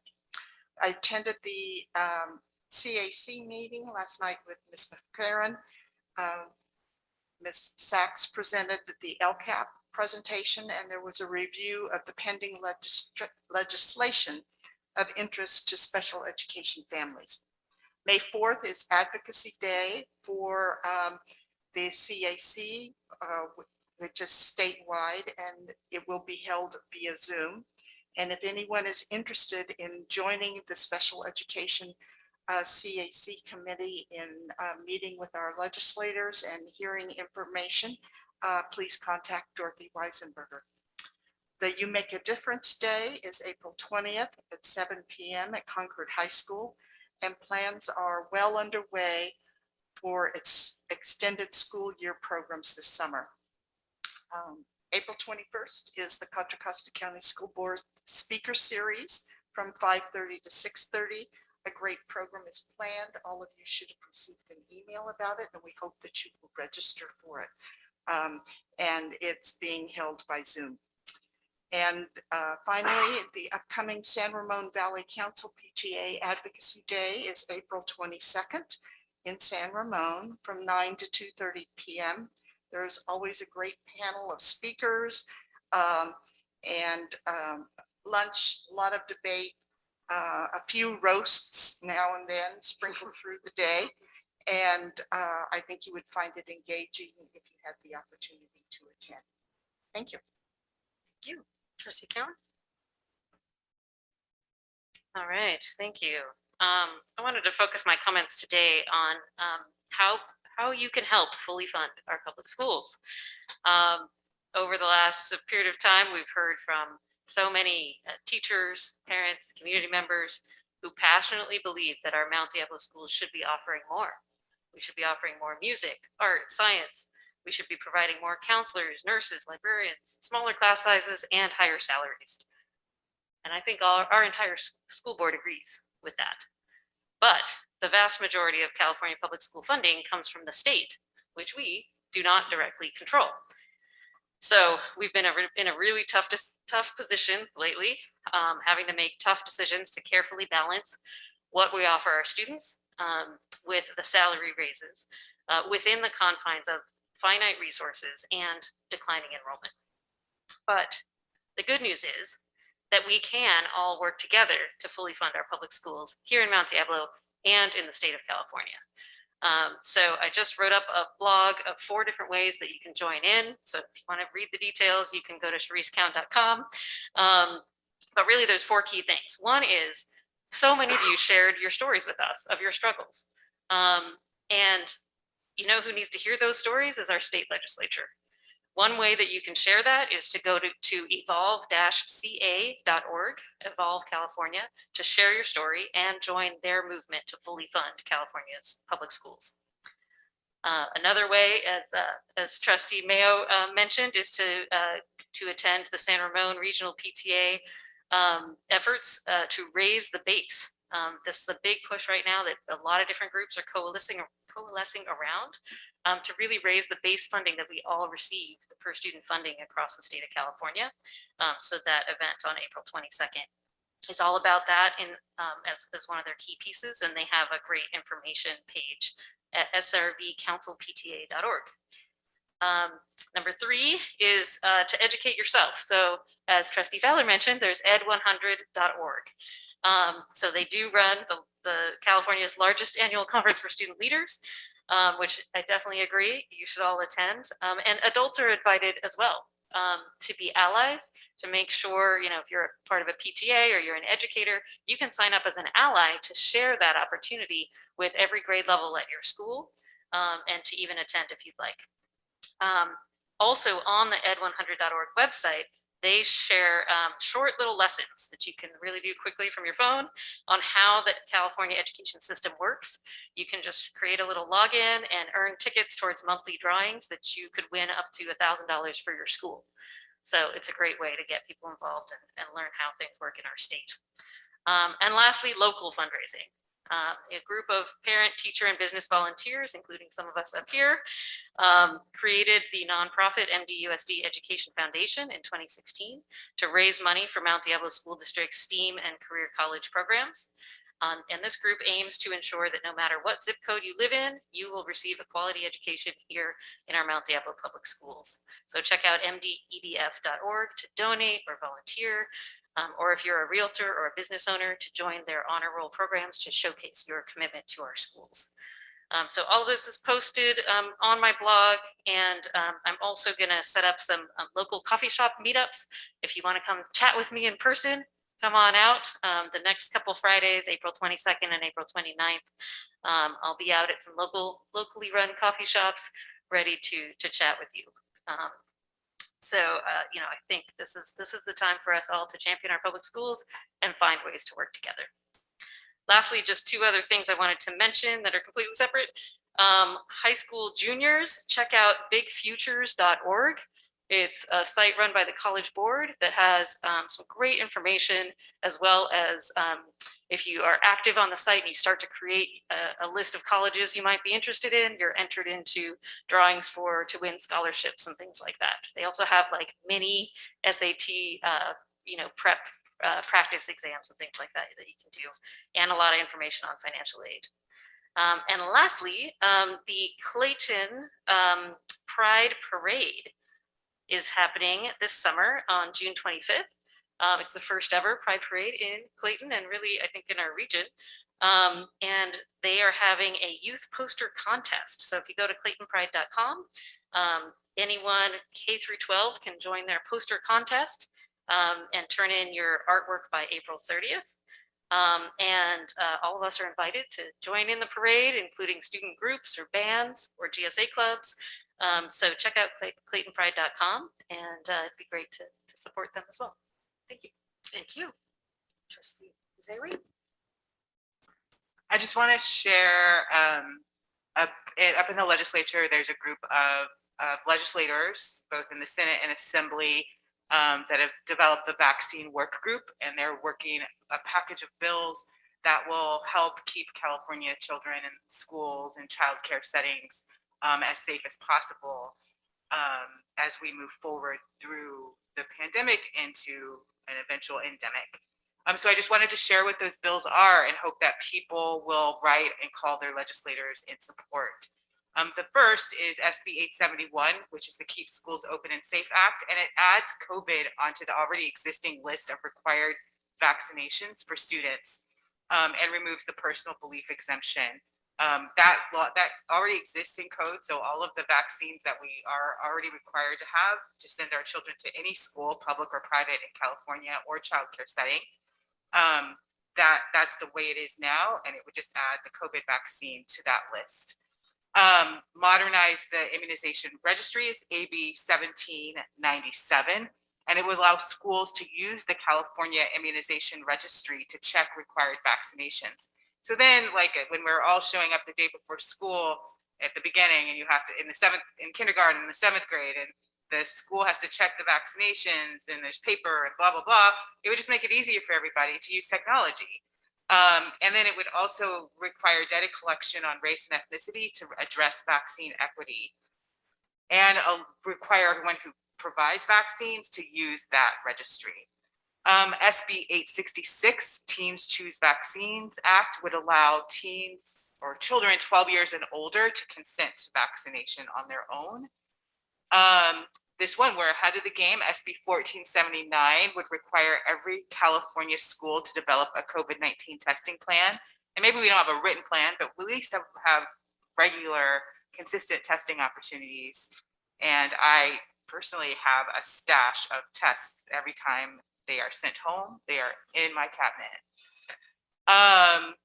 And then finally, establishing accountability for AB 2098, establishing accountability for licensed medical professionals spreading disinformation. So it would hold physicians accountable if they promote misinformation or disinformation regarding COVID-19, or if they provide fraudulent vaccine exemptions. So I encourage anyone who would support these bills to contact our legislators, our state senator and our state assemblyman, and voice your support for them as they move through the process. Okay. Thank you. Trustee McFerrin? Right. Hello, everyone. I will be very concise this evening. On March 26th, I was really pleased to attend Concord High's Instrumental Music Showcase event, which is their big fundraiser of the year. It was really exciting to see how much kind of love and support the community put into that event in really transforming the multi-use room into kind of a great event space, and the music obviously was incredible. So I really appreciated being included in that event. I also was able to attend Mount Diablo High School's Academy Night. I think that there were others that were there too, even if they didn't maybe speak about it in their reports or yet maybe. It was held outside. They hadn't had it for a couple of years. The last time they were there, I was still working there. So it's been a while. It was really incredibly well attended. Having it outside made it feel almost like it was a carnival instead of kind of an open house event. And so I appreciate all of the hard work that went into putting together that event and running it, and enjoyed seeing how well attended and well enjoyed it was by the community. And then last night I attended the CAC event, the CAC meeting, and Trustee Mayo already spoke about it, so I don't have anything to add. It was a comprehensive report, and that is all I can think of to share. And I too will be brief. I also went to the Mount Diablo Academy Night. I thought it was felt like a festival, didn't it? It was just really, it seemed like everybody was happy to be out and mixing together, and amazing student work at every station. They had the work, whether it was the construction or the cooking or the animation and the digital. It was really, really a nice event. And so I appreciated being there. I didn't see you, but I knew there were other members there. And Trustee Zawi and I were the other night. We're on the ABAR committee, which is starting to move forward. I think we're going to see some changes coming, and recommendations soon. And then lastly, on Saturday, we were able to see the return of the infamous bike rodeo out in Bay Point. That was at Riverview Middle School. I thank the Principal Moss for being out there, and actually Principal Wood stopped by to visit us, and the sheriffs were there.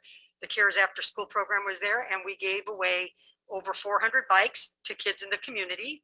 It's mostly through the Sheriff's Department. It's really the Sheriff's Department in the Bay Point community, because they are our police force, have really developed an outstanding community policing program.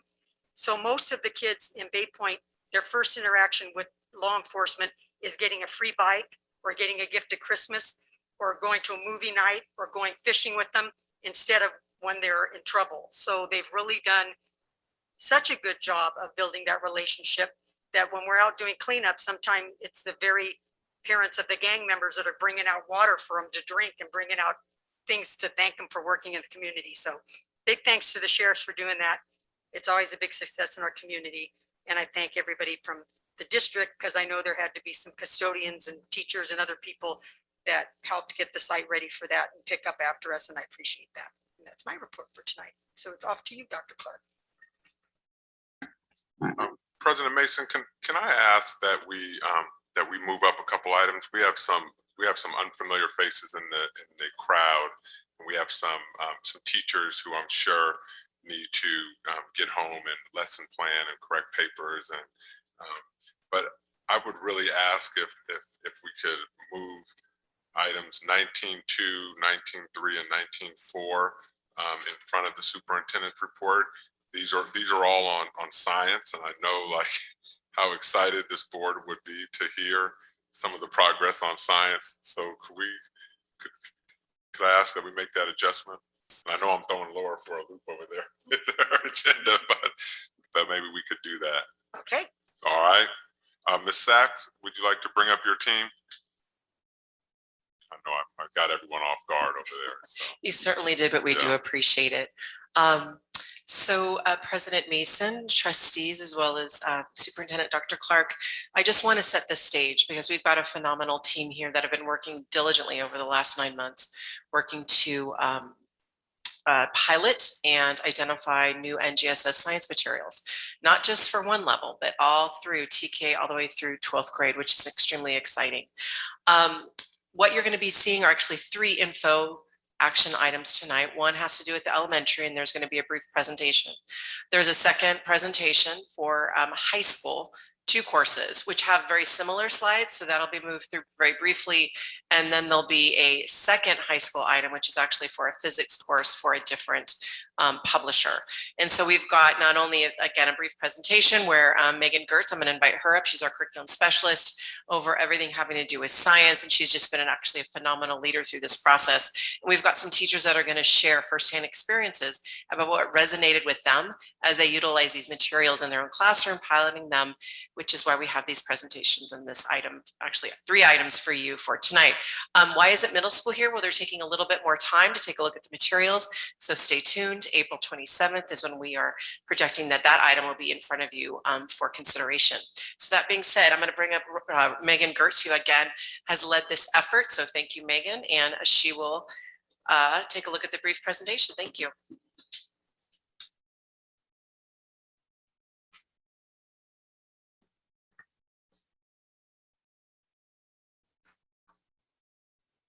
Good evening. Thanks for having us. So I have a crew with me that I'd like to introduce. So first we have Deanne Giffen, and she is from Bancroft Elementary. Mandy Smith is our elementary STEM TOSA. We have Christina Columbra from Ignacio Valley Elementary, and Inyaki, who's also from Ignacio Valley Elementary. And so they're going to be sharing with you guys in a little bit. But just to get started, so why are we adopting science materials? I think you guys have all, if you've been in our schools and you're aware of NGSS, it was adopted in 2016 and approved by the state. And we have not had materials that are aligned to the standards up until this point, hopefully. So we did a couple fill in the gap things. We got some engineering as elementary kits, which were great and have helped fill in some gaps, but they were not a complete curriculum for all of the standards. So the last thing also, our students are assessed with the CAST at the end of 5th grade, 8th grade, and then also in high school. And so we want our students to have access to materials that they can learn the science standards that they're supposed to be learning by the time they take the assessment. Okay, so I'm going to just go through really quick the steps that we took in this process. It's been kind of a long process, lots of little steps along the way. But we created a survey that I sent out last fall to a bunch, or summer, I suppose, to a number of publishers that were on the state CDE approved list. with a bunch of questions. It was not an easy survey. It required, do they integrate with Google and Clever? Will they sign our data sharing agreement? Do they have materials in Spanish for our dual language schools? Do they have supports for students with learning differences? So a number of things that they needed to answer. And then we took those materials. We created an adoption committee. So that was, these folks have been on that committee, and it was voluntary at the time. And now we have rectified the situation, but we didn't have subs. So we used to pull subs and pull teachers and have subs for the day to do this work. We didn't have that this year. So we had everybody come after school. So that was difficult for some people, but we had a number of people who agreed to do it. So they came, we met after school virtually most of the time, but we were able to meet in person, which was lovely a few times. Then the internal team of myself and a number of other people just went through the survey results, and there were a few things that some publishers didn't meet our criteria, so they were eliminated. We also discussed with neighboring districts what they were using and got their feedback on if people are ahead of us in the process. How is it going? Did they like what they adopted? And so we used that information as well. So once we reviewed all of their responses, the publisher responses, we invited the ones that passed all of our criteria to present to the team. And so they did publisher presentations, and that was in November. So everything was virtual at that point. We were able to have a materials review. So the materials were available at Willow Creek for the community and teachers and the committee to come and review the materials. I should mention we used the time tool, which Mandy's going to talk about briefly in a minute, that is a state approved. It's a tool that measures the criteria that you can use as criteria for evaluating curriculum. So we used that. We trained the teachers in that, and that's what they used as we reviewed materials. Then moving forward, the adoption committee got to meet each other in person for the first time to decide what they were going to pilot. So they looked at all the feedback from what each of them said, and then also what if there were community members and other people, what they had said, and selected 2 publishers. In elementary, they selected TCI and Carolina Biological. So those were the 2 publishers that we moved forward to pilot, and they were trained. So the publishers came in, did a training on how to use the curriculum, and then each committee member got a unit. They taught the unit for 4 or 5 weeks, and then got trained in the second one, did the same thing. And then they collected data along the way, again, using the time tool. And we met a few weeks ago and discussed all of their results. What did the students think? If you had feedback from other people at your site, or if parents, we did have maybe some parents who saw stuff from home or heard stories at home for sure. And they decided or voted on what they felt that which publisher would be best. And it was a unanimous vote, which was I was not expecting, because I've been on many committees. So it was a pleasant surprise. And then we've been working in the past couple of weeks with vendors to finalize quotes and get the best offer that we could. So who was involved?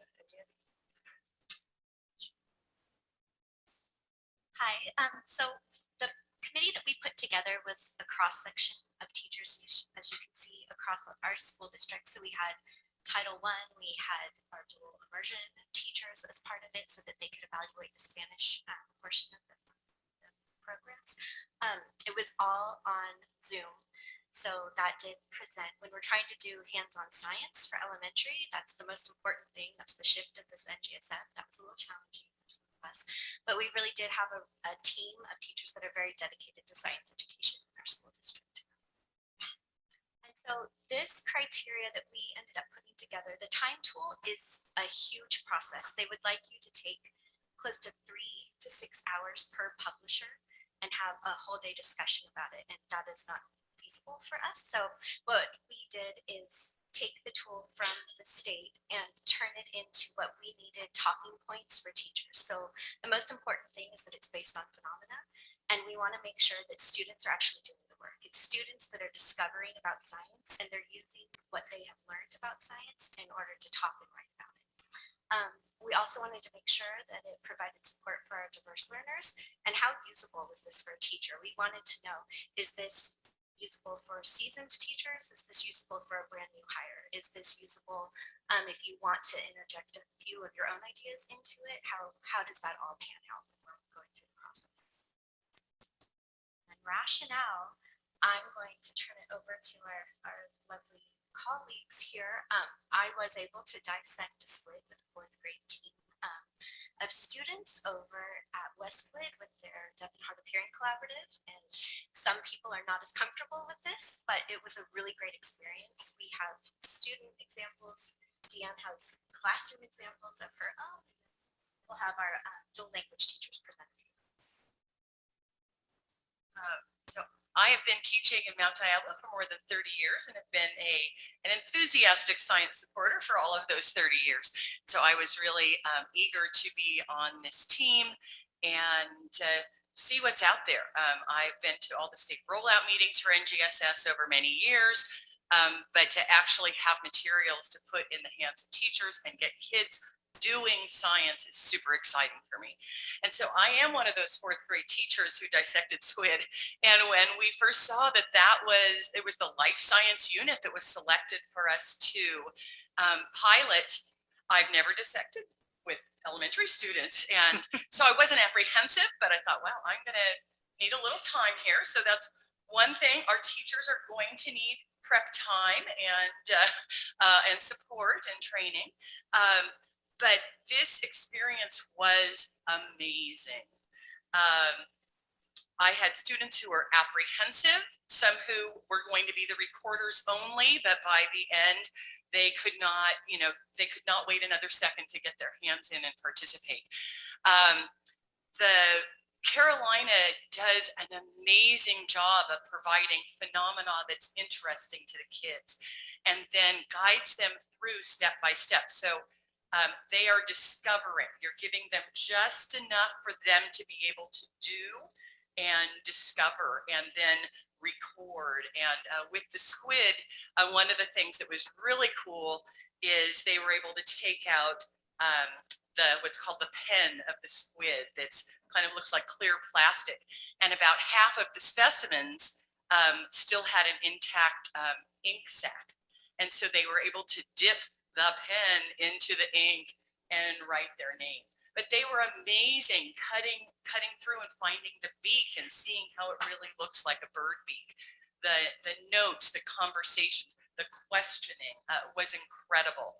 And I have a very diverse class, but I think one of the things that was most touching to me as a teacher is I had 4 girls in particular.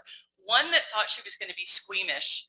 And halfway through, she's like, thank you for letting us do this. I now know I want to be a vet. It was great. But 3 of my girls come from Middle Eastern and South Asian families. And they have already shared on different occasions that their parents talk to them about the opportunities and that they are here for opportunities and experiences that their parents didn't have growing up in their country of origin. And it was just magical watching their eyes light up as they were exploring and discovering and recording and questioning and sharing with groups. And one of them, it just brings tears to my eyes. And she was just, thank you, Mrs. Kiffin, for bringing this to us. I know that many students don't do this until high school. Thank you. I know it was a lot of work for you. Thank you. So, I love science. I would put in the work and the time and to make it happen for these kids because I know how important it is. But the kids, they are appreciating having this rich science experience. And we're done with the pilot that Carolina gave us the next material. So tomorrow, doing the sheep brain. And then next week, we've got the cow eye. What's next? You're killing me here, just so you know that. They're really excited and engaged. So I am really enthused and excited about this Carolina program. The teacher's guide is easy to follow. The online materials are amazing, and it's just a really good choice for us.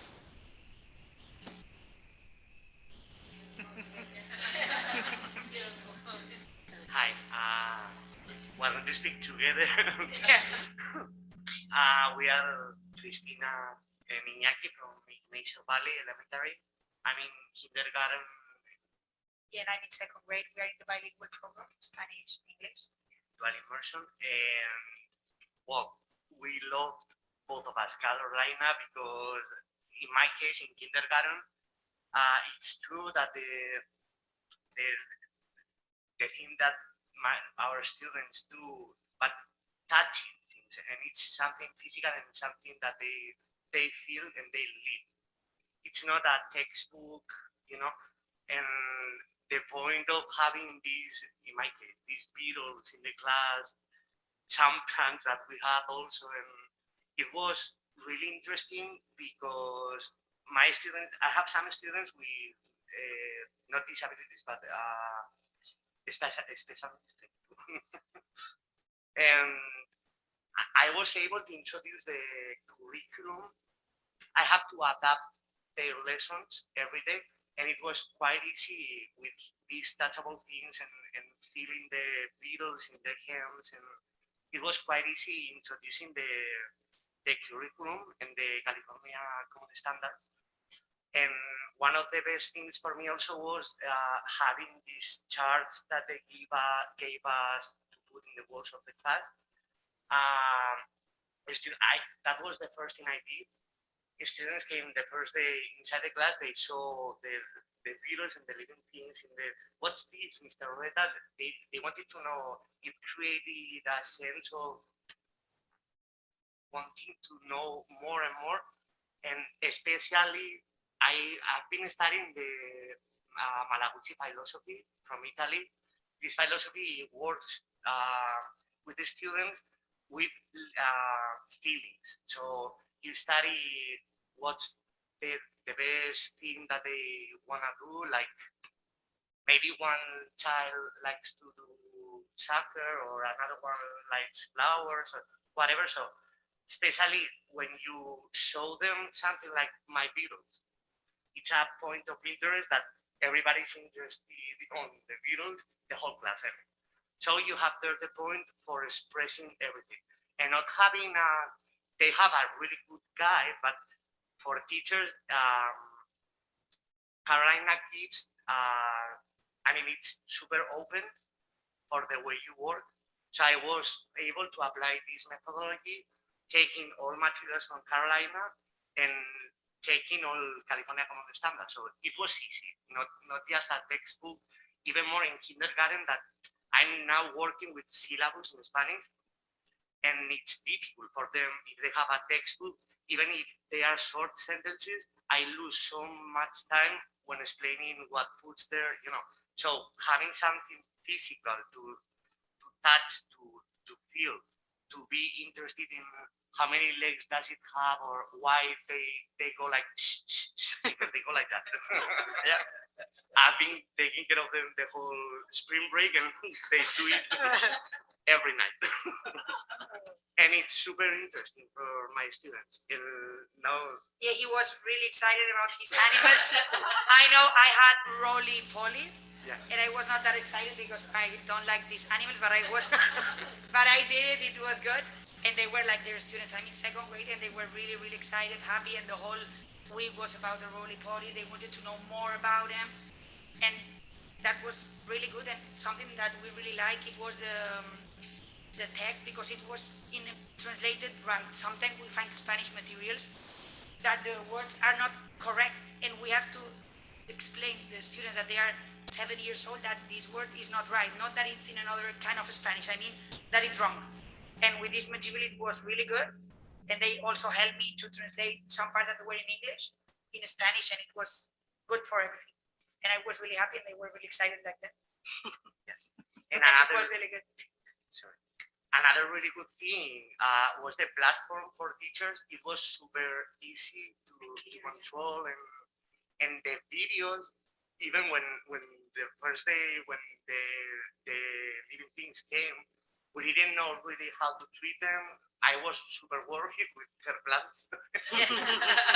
I love plants.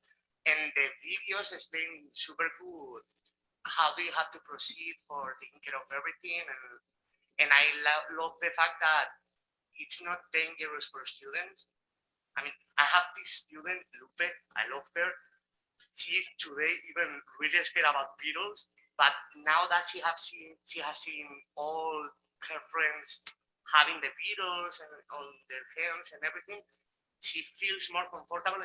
Not comfortable about having it on her hand because she doesn't want, but she wants to know why, because she sees her friends, you know, taking them, and so she's interested on the task, even though she doesn't like them, but she respects everything, you know, like me. The same. I really enjoy it. Really. Thank you. Thank you. No, not at all.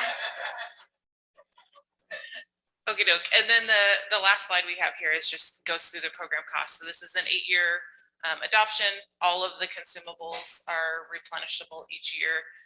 Carolina is super flexible with if we don't use something one year for like print materials, they'll allow us to credit that and use it for something else. So we don't have to have a whole bunch of things waiting in the warehouse. We can just not order them for that year. So yes, and then everything comes ready to roll. So I think the total cost, it includes shipping and tax. Yes, it's a big number, but it's for 8 years. And it's also very much loved by our people. And it includes professional development, lots of it. So I leave this with you all and thank you so much for allowing us to present. Thank you.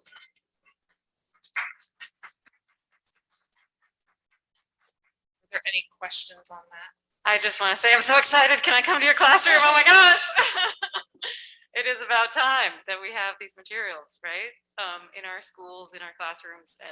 And like I think that the various teachers were saying, when you have the hands-on phenomenon experiences, that is something that unites all kids, whether you speak a different language, whether most special needs are, work better in these kind of interactive situations than just a textbook all the time type of situation. So rather than it being seen as an extra, having this as a core curriculum that is taught in all of our schools is, it's what we need. It's really, really exciting. So thank you. Thank you. I had one question. Are the materials available for parents as well? Will they be able to access Yes, so pieces online, or is there a specific component for parents too? They will be, well, all students will be able to access everything through Clever, so they can see it through their students portal. I don't know that the curriculum is available like free open to everybody, but definitely through their students, they can absolutely go in and see. So, and if you guys want access, we can definitely set you up to look and see. Great. Not to all And it those doesn't have bugs. to be No, no. bugs. I'll take the bugs. I wouldn't even do the frog in high school. I refused. I'm excited you don't have to go to Exploratorium to see the eye all dissected. Like, okay. Thank you. Thank you.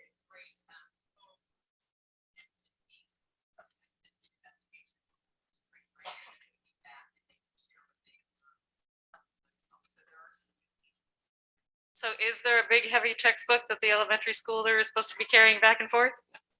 No. There is a very tiny one, and that's just the like core concepts, vocabulary, pictures.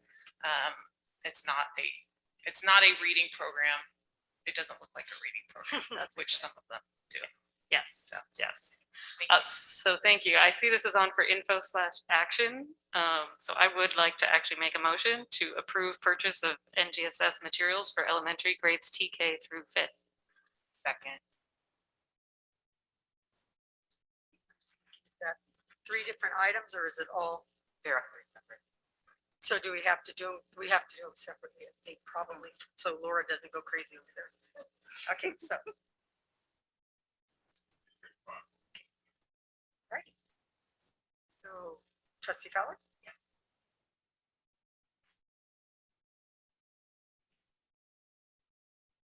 That passes 5-0.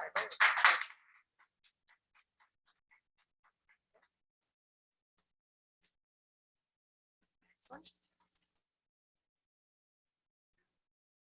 Okey doke. So some of this is going to be very similar in that the process was fairly similar.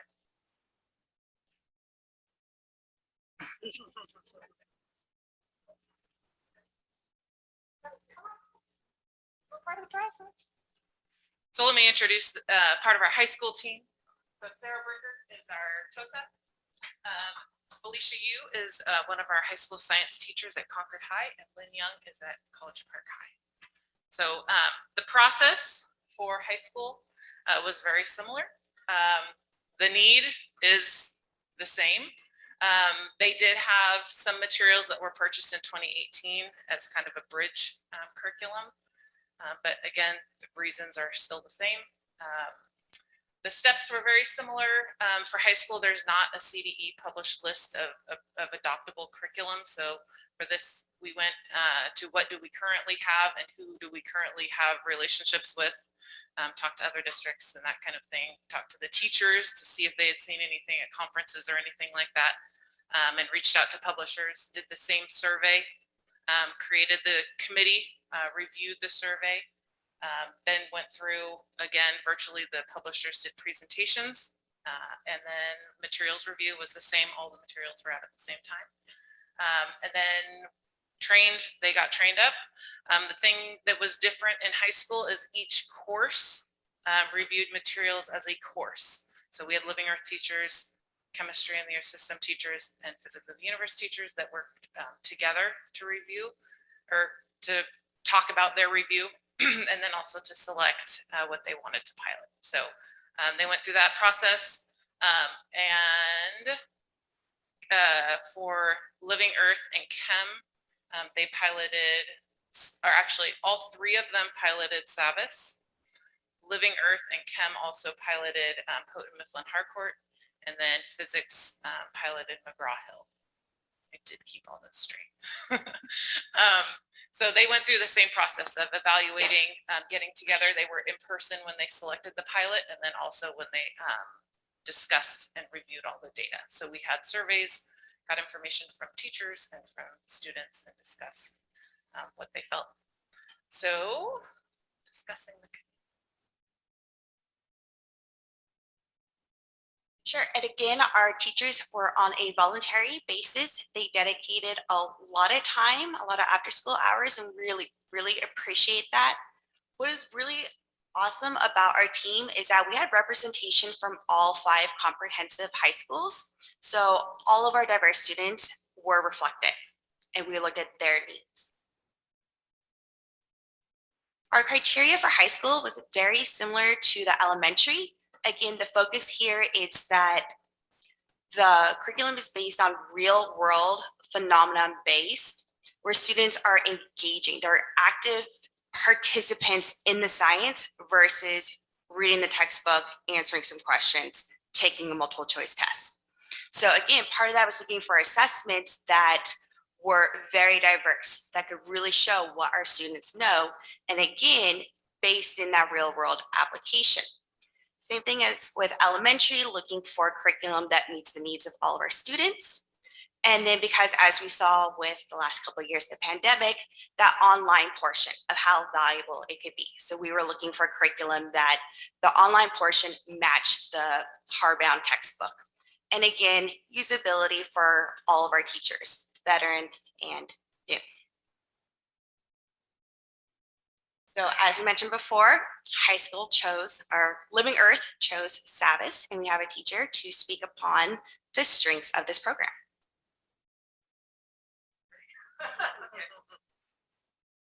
Okay. Well, should I? Oh my gosh. Okay. Hi, I'm Felicia. I've been teaching for 8 years at Concord High. I've been teaching Living Earth or used biology since that whole time.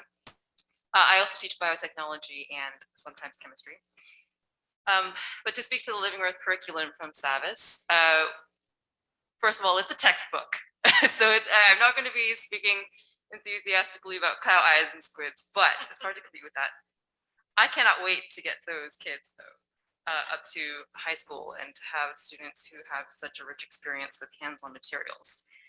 What they will find with this curriculum, from the teacher's perspective, it's very usable, which was one of the first things that struck us. There is very good integration with Google Classroom and generally just with things we already use. They also have a partnership with HHMI, the Howard Hughes Medical Institute, in their curriculum, which those are things which, you know, as a teacher trolling for curriculum and lesson plans on the internet, HHMI pops up over and over again. So I myself have used a lot of their things and like, oh, look, they're already partnering with this publisher. So perfect. I'm about to use some of their stuff tomorrow, you know, or Friday for my Living Earth classes. So usability was great. Just to have something that can slot in with things we already do and resources we already know is perfect. Let's see. The platform, their web platform for teachers was very easy to navigate, that is something that you just never want to deal with while lesson planning is like, I can't even figure out where to find, you know, this chapter or that lesson, or like, where do they even have these materials?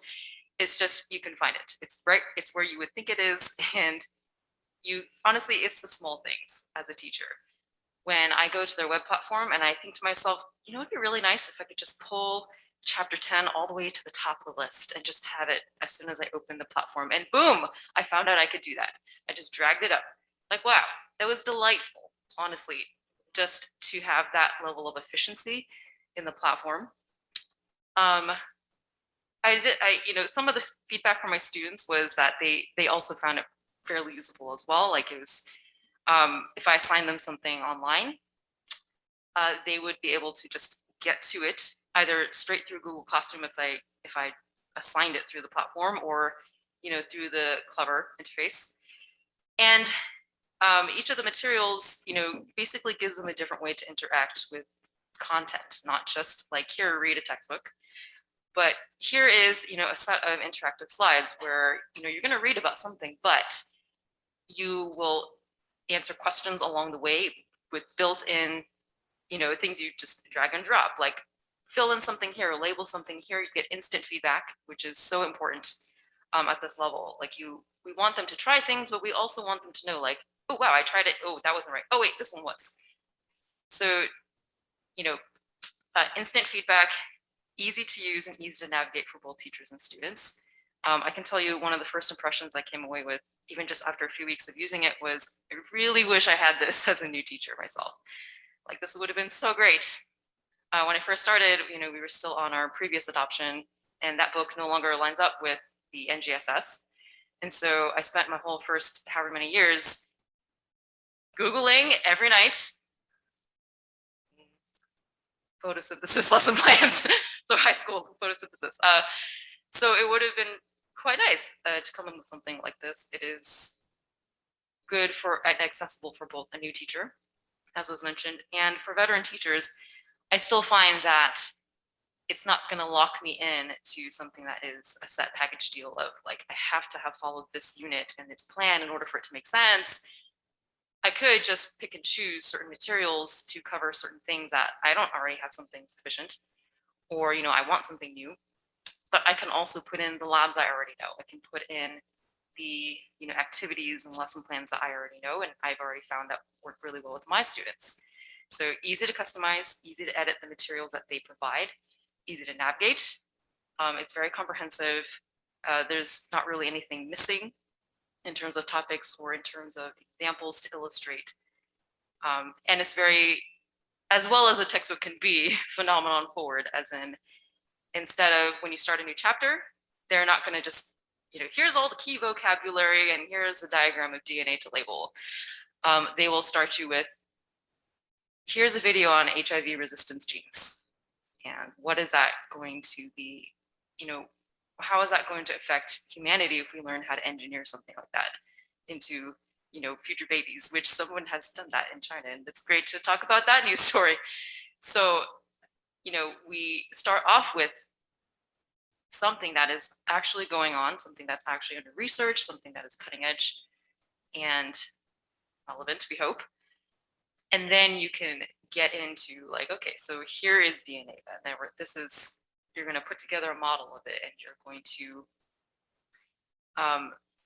you yourself will put together that process of like, oh, here's how you get from something that was on the page, but you can make it directly connect to things like, oh, Huntington's disease works like this because, you know, this thing that's in a book translates to like, this is a real medical disease. This is a real health condition. This is a real thing, but you understand it. So now imagine fixing it.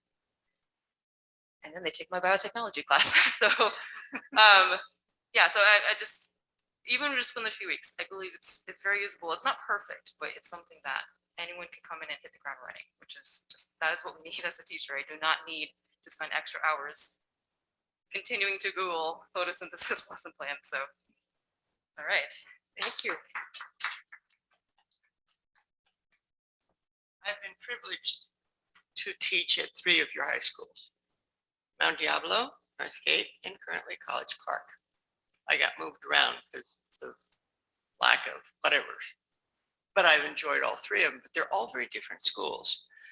The chemistry departments in each of them are very unique, have different needs. One of the things really caused us to lean toward Savas is for those people who are brand new, and at one of your schools, I think you're going to have 2 new chemistry teachers. They have all of their labs in little packets. Now, that's expensive, but for a brand new teacher in chemistry, it's going to be very valuable. And the people who have been at it for a while, well, we know how to order stuff and we're real good at being cheap. No laugh, there's a whole thing called BioLink where we go down and they give away stuff. Isn't that a wonderful program? Hey, got another one on May 1st. I just signed up for it. So did I. But it's flexible. It has different levels of labs. So if you have a class that's gung-ho and they love it, you can give them a strictly inquiry, which is, okay, here's a problem, go solve it. And then there are others that they can't do that. So it's got very specific ways of introducing things. And when you've got a bunch of teenagers in a lab, you want to make sure they're at the level they're at, or otherwise they're going to blow up the school, right? Oh, don't laugh. You know, we get too bored, we go blow something up just for the heck of it. Students love that, but we don't want them to do it, right? So those are 2 of the major reasons that we kind of pushed real hard for that program. And thank you for your work.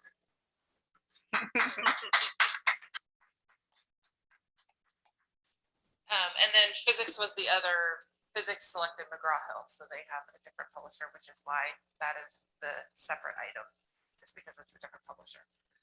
But the difference was they felt that McGraw was more accessible for students, and it was the same conversation they had. They felt it was more accessible for students than Savas was for the physics curriculum. So that was the difference there. And then lastly, just the costs. So for chemistry and living earth, there's the price, and then physics. And we discussed, as Lynn mentioned, the lab kits. And part of what we're doing, we're starting already right now, is looking at what do we have and what do we need, so that we have equitable access to things in our labs across the district. So purchases will be made based on what people need. So, any questions on those?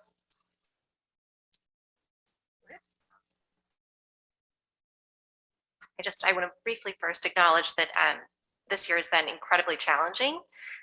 It's been really a tough year, I think, for our teachers. It's been, the word I keep hearing is depleted. And so I just really want to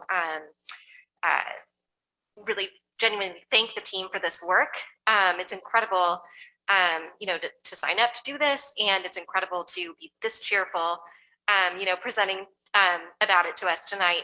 And I really appreciated the comments about how accessible it is, related to students, and also thinking about newer teachers and how, you know, hopefully having access to such user-friendly, intuitive curriculum is going to hopefully really help us support our newer teachers and then keep them. So thank you for your efforts. They're going to be far-reaching. That's it. Great, thank you.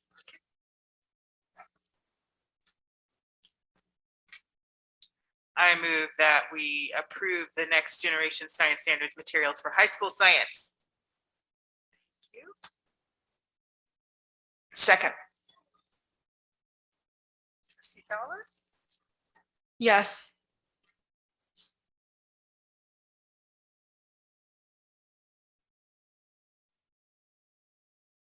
that passes 5-0 with concurrent. Just want to say this is also part of the balancing act of the budget for us as a board to make sure that we set aside funds for things like this that people have been asking for.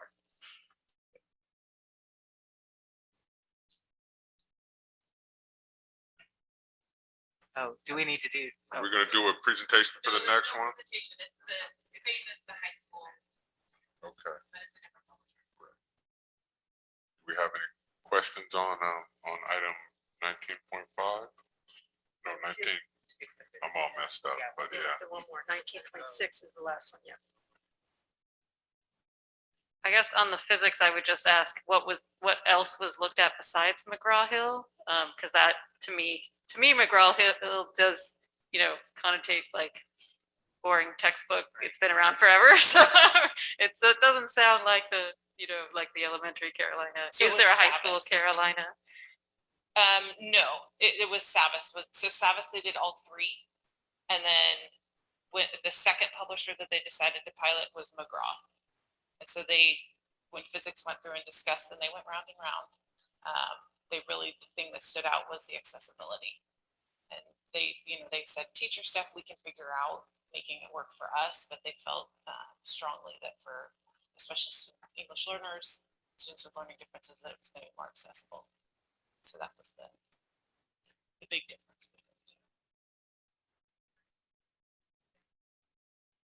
Yes. I apologize. My mic was on. Okay. Yes. And is physics offered at all of our high schools? Yes.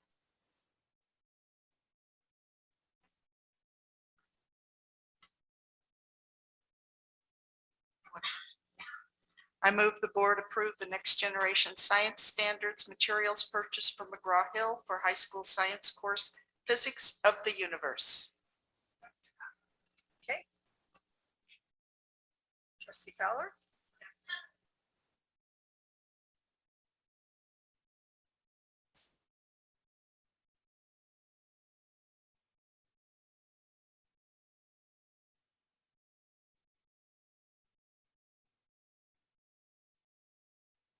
that passes 5-0 with concurrence from our student member.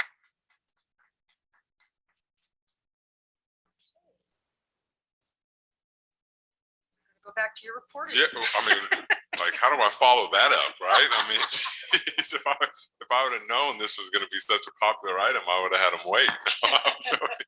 Bring a cow's eye next time. Yes. So as I begin my report, I just want to reflect on this evening real quick and just, this lot of exciting things are taking place. I want to apologize to Dr. Fontanella. I called her Miss Fontanella when she came up, but I know she's a doctor and I want to recognize that. And I also really want to recognize the work of Ms. Coslow and, in the M&O department. And, she's one who's just really worked tirelessly in that department. And it's really exciting to see the growth in the department, but more exciting to see her growth as a professional and as a real leader within the district. So just want to recognize that. So I'll try to be brief, but I do have a few things to share this evening. First of all, our LCAP goals, I'm going to be discussing these in some following slides, so I won't go over them. But I do want to recognize our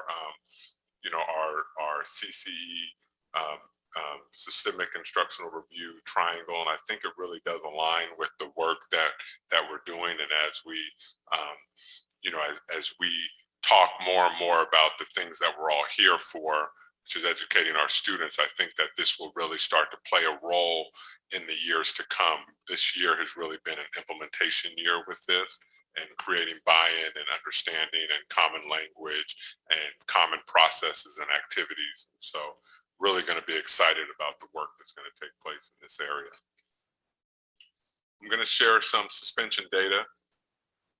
I've already shared this data with the board before, but just for contextual, for context, I went back to 2 months. So the data is our suspensions for the month, and that's district wide.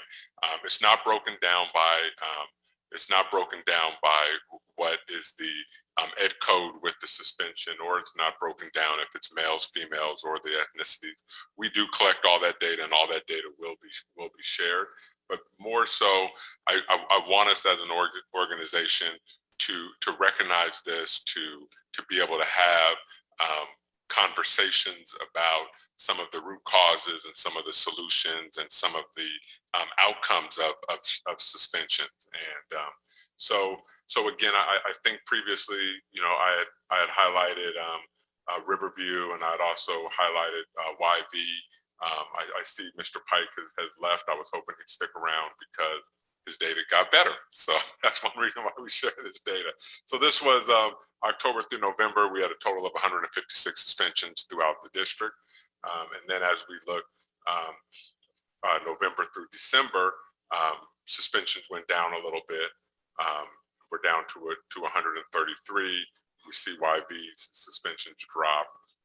Riverview remains somewhere around the same, and we see now Mount Diablo High School was leading the way. Then as we came back in January, this is our new data. Elementary schools are looking pretty decent. Middle schools are, there's definitely an uptick. I do just want to highlight Riverview. There were 3 suspensions in the month of December. The month of January at Riverview, but you see Valley View is the school that's leading the way here, with Diablo View and El Dorado in a close second. And then as we go down here to the high schools, Ignacio Valley at 7, which is good. I did want to acknowledge that. Mount Diablo is still high. Concord's high, and we have College Park ticking up there as well. So for a total of 150 suspensions. Then as we go into this last month, February to March, elementary schools still fairly small. Middle schools, Riverview ticked up a little bit. Sometimes these happen from an overall incident, but here's Riverview.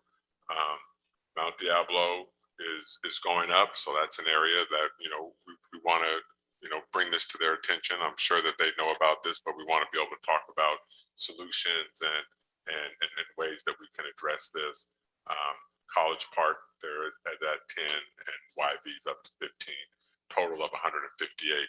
So generally each month, besides that 1 month where we had 130 or so suspensions, we're averaging around 150 or so suspensions a month. So one reason why I think it's important to talk about this as we go is because usually we get this information at the end of the year, and we call it, in looking at data, it's the autopsy, right? So there's nothing you can do about it. You go back. So again, I want to recognize the work of Margie Calbeck, Samantha Allen.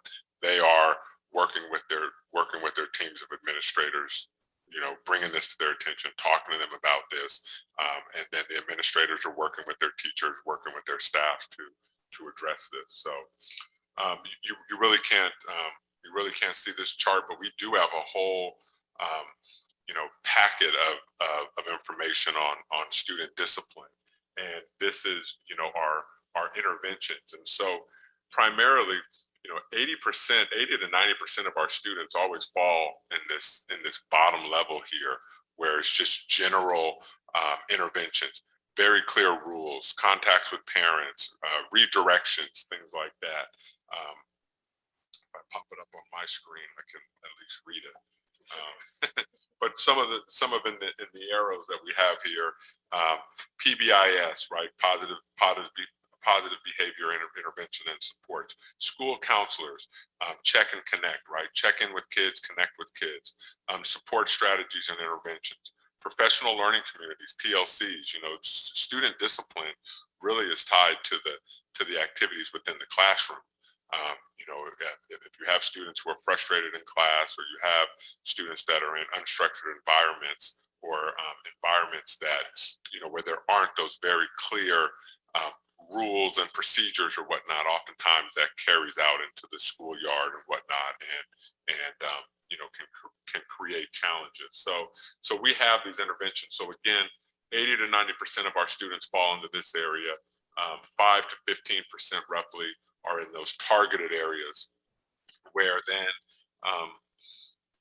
coordinated care teams, SST teams, which are student success teams, 504s may have to be implemented, healthcare services, alternatives to suspensions then come into place.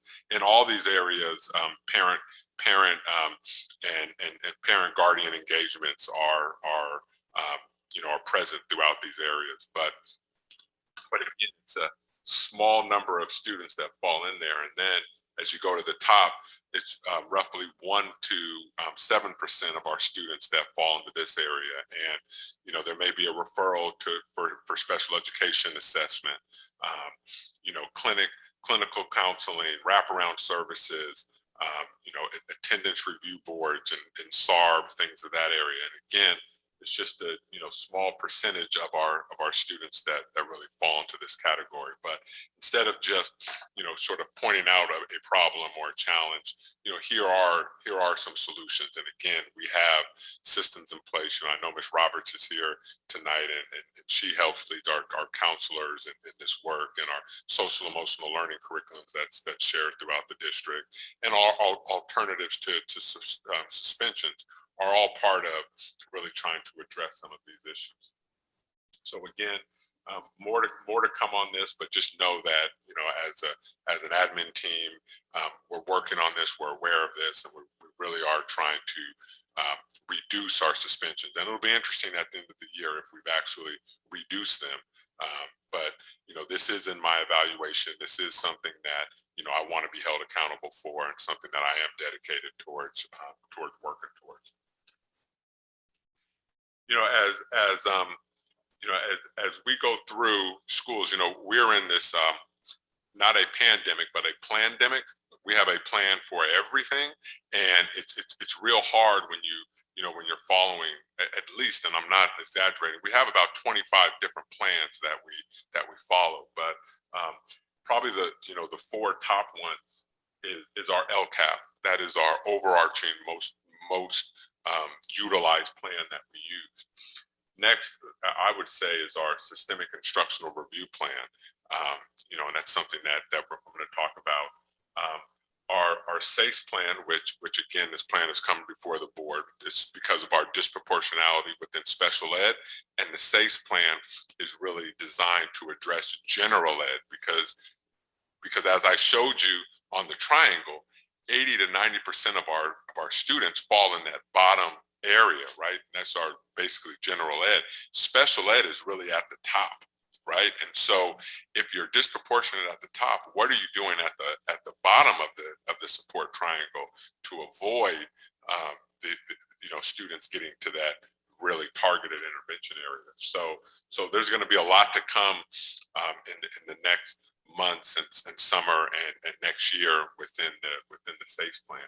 And then something that's new that I'm not going to even start to dive into this tonight, but the ELOP plan, the Extended Learning Opportunities Plan, that's a plan that Ms. Sachs and Ms. Roberts are just starting to dive into, and we're going to be bringing some of those drafts to the board and getting some input on that. So this really, Ms. Sachs put this diagram together, and being a visual learner, I think this is a way to kind of see how these plans connect and how they are so interconnected with our efforts.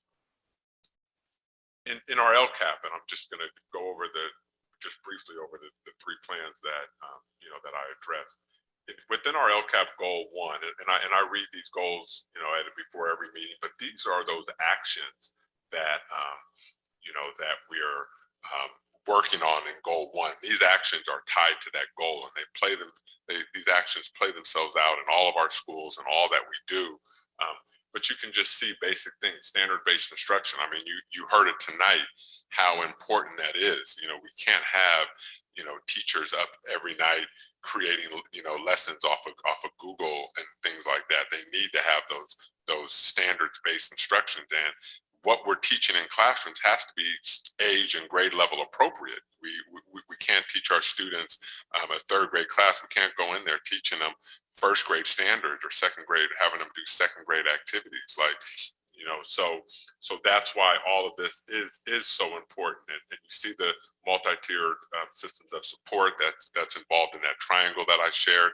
That was a discipline triangle, but we also have those same triangles for academics and social emotional.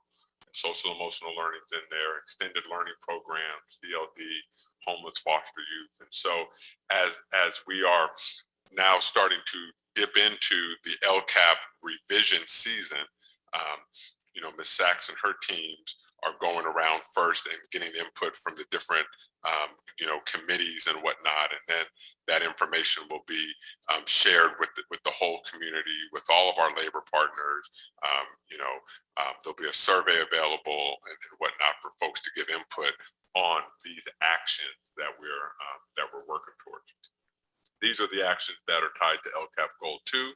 Again, this is about highly trained and culturally responsive staff, and so you can see the actions that as a district that we are taking on. And again, as we go through the LCAP process, we'll be evaluating these actions, and we will see, are these actions that we need to continue, or are there other actions that need to be added, or whatnot. We really want to find a system to find a return of investment, because there are dollars tied to every last one of these actions, and we don't want to continue spending money on something that's not giving us that return. But again, making sure that these actions are addressing what we need them to address, right? And this is all around making sure that our staff is of high quality and meeting the needs of all of our students. And then again, this is our last goal is really that community and family and parent engagement. And so again, inclusive district leadership and vision. So making sure that our leaders are inclusive of everyone, of all families, and not just whatever you pick it, not just that all of our efforts are going to those families. We have to include all of our families and be reflective of all that we do. Increase and improve communication. I think, that's something that, we are really proud of and really have worked hard at in that area. The advisory committees, family education opportunities, specialized support for families, all things that we're doing. So just giving a plug for that LCAP process and making sure that people are aware that that's how we determine how we're going to utilize our funds, is through the LCAP. And I was speaking with a group of parents at a school site a couple months ago. When I was talking and referring about the LCAP, they were not aware that they give input. So again, we're trying with that communication to make sure that we're getting out in front of this and letting folks know that we want their input on this. We're not going to obviously be able to meet everyone's requests and everyone's needs, but we get a general theme runs through these LCAP input meetings that we hold, or the surveys that we put out to collect input. I'm clear I'm not going to read all this, but this is from our SACE plan, and this is sort of our next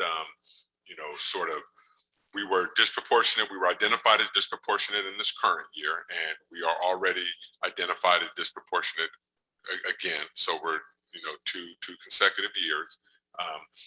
There's some new hires that are tied to this SACE plan that are going to be coming to this board very soon. The plan is in place, but we're just again putting all the pieces together. But just some words that I wanted to highlight: collection and analysis of data, right? Tracking of target students, right? And again, you track them by following data. How are those students doing? Again, sharing data with stakeholders, adapting the action plan based on the data, like everything. This is why it's so important. I see Dr. Tenaway in the back, who is, in charge of our data district as the district wide. This is why, it's so important that we are collecting relevant data and making sure that it's accessible as we go on. The implementation team, you know, again, collecting, reviewing, analyzing data, instructional coaches and principals. So this is, you know, this is not just in the special ed department. This is everyone, you know, has a hand in this, right? And instruction is so important in this process. Looking at district grades, literacy benchmarks, assessments, looking at suspensions and chronic absenteeism, and priority scholar data. So that priority scholars are those students that we've identified as a priority within this plan to really target and be intentional with our actions, so that we're disrupting the predictable data that we you know have been just trolling out over the years, right? And so this is sort of just a brief update on the SAFE plan.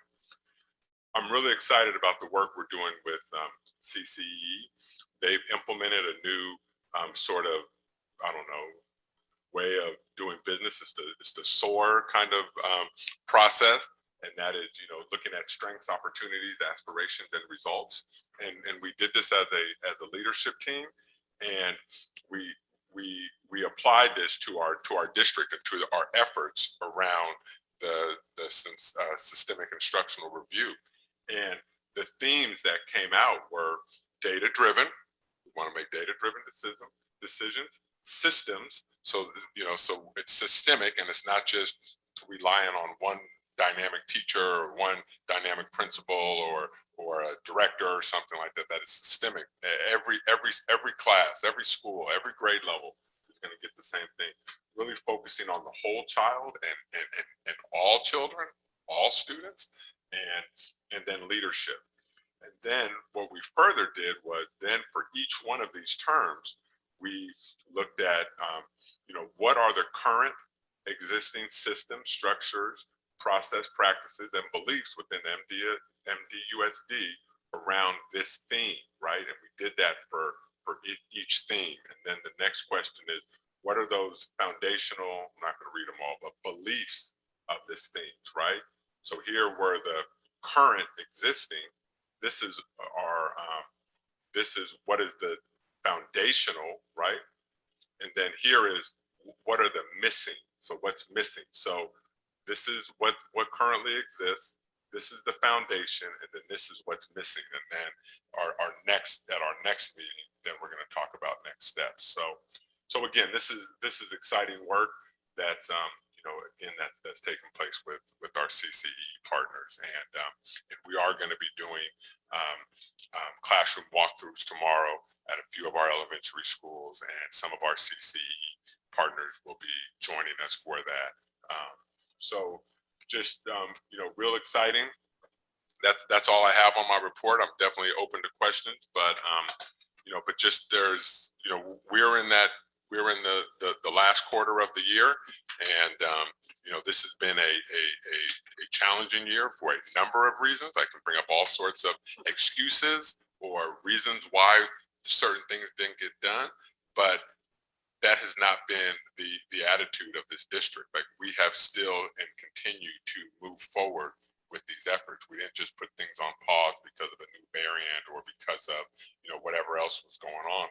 We are continuing to move forward, but hopefully at this point, as we enter into the last quarter and the last couple months of school, that we can really, sort of look back on our efforts this year and continue to build on those systems that we've been working so hard to implement. So anyway, any questions before I conclude my report? How about just a quick question? Well, it's a question for another day. On the suspension data. So my poor math, but maybe it's like around 900 total or so to date. I'd be curious to know how many of those are, what's the question? Duplicated or unduplicated? How many kids had more than one suspension? Or so how many kids total have actually experienced suspension this year? So for the next time or at the end of the year, I would add that. Yeah. Right. Yeah. Also looking at the triangle of our interventions, I think just some things that came to mind that maybe would come up in the LCAP discussions or things like that is, you know, there's a lot of places where it will say parent engagement. And so one of my questions is, what does that look like? Does it include things like home visits? I see that, you know, in some of the best practices out there are home visits, or there are, you know, canvassing the neighborhood type of things. I don't know to what degree our district is engaging in those efforts, or whether anyone considers that to be part of their job description to do those types of things. But I know they can be very effective. And then another piece of that triangle too, which talked about the special ed referrals. But one thing that comes to mind for me there is I find a lot of parents get a special ed referral, or they know what special ed is, but they don't know what a 504 is. And to me, the 504 plan is like an interim step where you can put in specific, you know, specific resources or just changes to the environment for that student before them going fully into a special ed situation where that may or may not be fully needed. And then two other things that came to mind is restorative justice. I know we have a certain staff that are trained in that, but I would love to hear more about how that is going. And then dyslexia screening as well, because I saw on the list one of the measurements. I think it was in the SACE plan, is looking at the literacy benchmark. And so one way that potentially students wouldn't necessarily be special ed if they were more early diagnosed with something very specific like dyslexia and then given the tools for it. So just item, you know, not any specific question tonight, but just some of the things that came to mind for me from your report. And I would just thank you for continuing to bring it forward so it stays in the forefront of our minds and keeps us thinking about it. So, because with everything that's been going on, it's easy to not think about it. But that's what we're here to do, is all those very things you bring up tonight. So thank you. Good. And again, we are, you know, we are under state, we are under, you know, a state directive to address some of these things. So I don't want, you know, I don't want it to appear as if, you know, this is something we're just calling out our students who are struggling or whatnot, because, you know, we have students who are doing fantastic in this district and are accessing the curriculum and doing great. I mean, we just had we had a team that, you know, did very well in the Odyssey of the Mind tournament and things like that. And so, and you heard, you know, from our teachers about the science and things like that. Like, our kids are doing things, but when you have a directive from the state to change some certain things, then we have to put attention to those. And one way that we've addressed this is, we're not going to blame, we're not going to point fingers, we're not going to kick the can down the road, we're going to address it. And so the only way you can really address it is just to be intentional and take it on. So that's what we're working to do. And again, it's a team effort. It's not me, it's everyone working on this, and it really comes from the direction from the board and you know, our vision of, you know, our equity statements, our focus on academics, and just really excited to continue this work. So Yeah, I actually turned on the TV a couple of weeks ago, and there were our students live on TV at the Board of Supervisors meeting, getting awards. So okay. we are doing great things. Yes, good. Thank you. So that concludes my report. Okay, that takes us to the consent agenda. Do you want to pull anything? Not, I will entertain a motion. I move that we approve the items listed under the consent agenda. Thank you. Second. Okay, yes, we have a second. Trustee Fowler. Yes.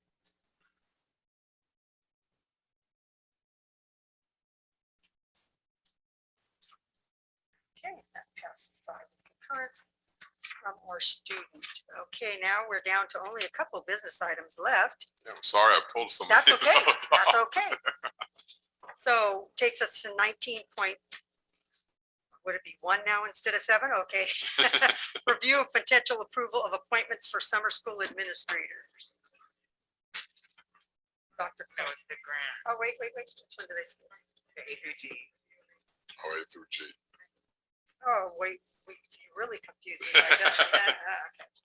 Okay, so 19.1 review of A through G completion implementation grant. That is for info, correct? Yes, President Mason, it is for information. I'm just waiting to get the presentation up. So there.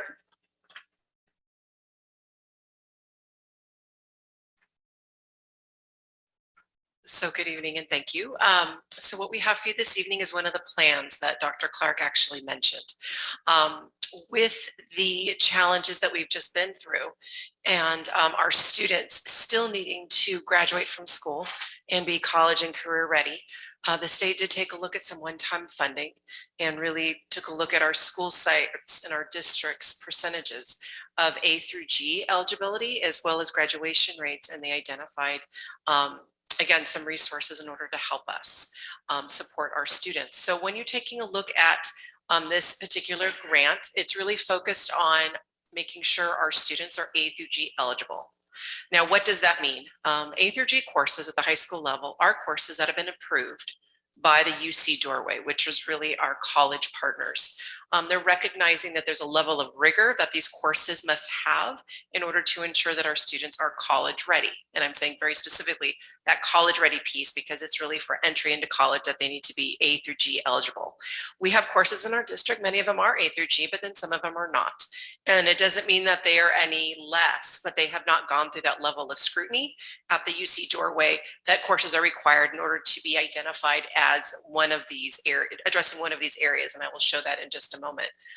The grant itself is really wanting to focus on those students that have struggled in order to meet A through G, ones that are struggling not only in performance, but possibly having to do with accessing A through G courses. We of course have issues with the word learning loss, but that is a label that the state does add into this grant. The funds are really supposed to be directed for those activities that directly support people access and successful completion of A through G. And what's great are these funds are one time, but they can be utilized up through 2026. We do appreciate the state opening up that door for us.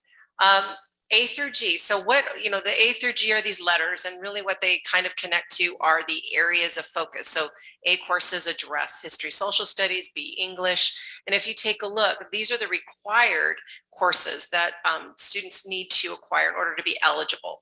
Now, what's important is that when you take a look at 4 underneath math, the 3 underneath lab science, and then the 3 underneath language other than English, those are recommended, that 3rd course, that 4th course, in order just to have what's absolutely required would be everything up into that.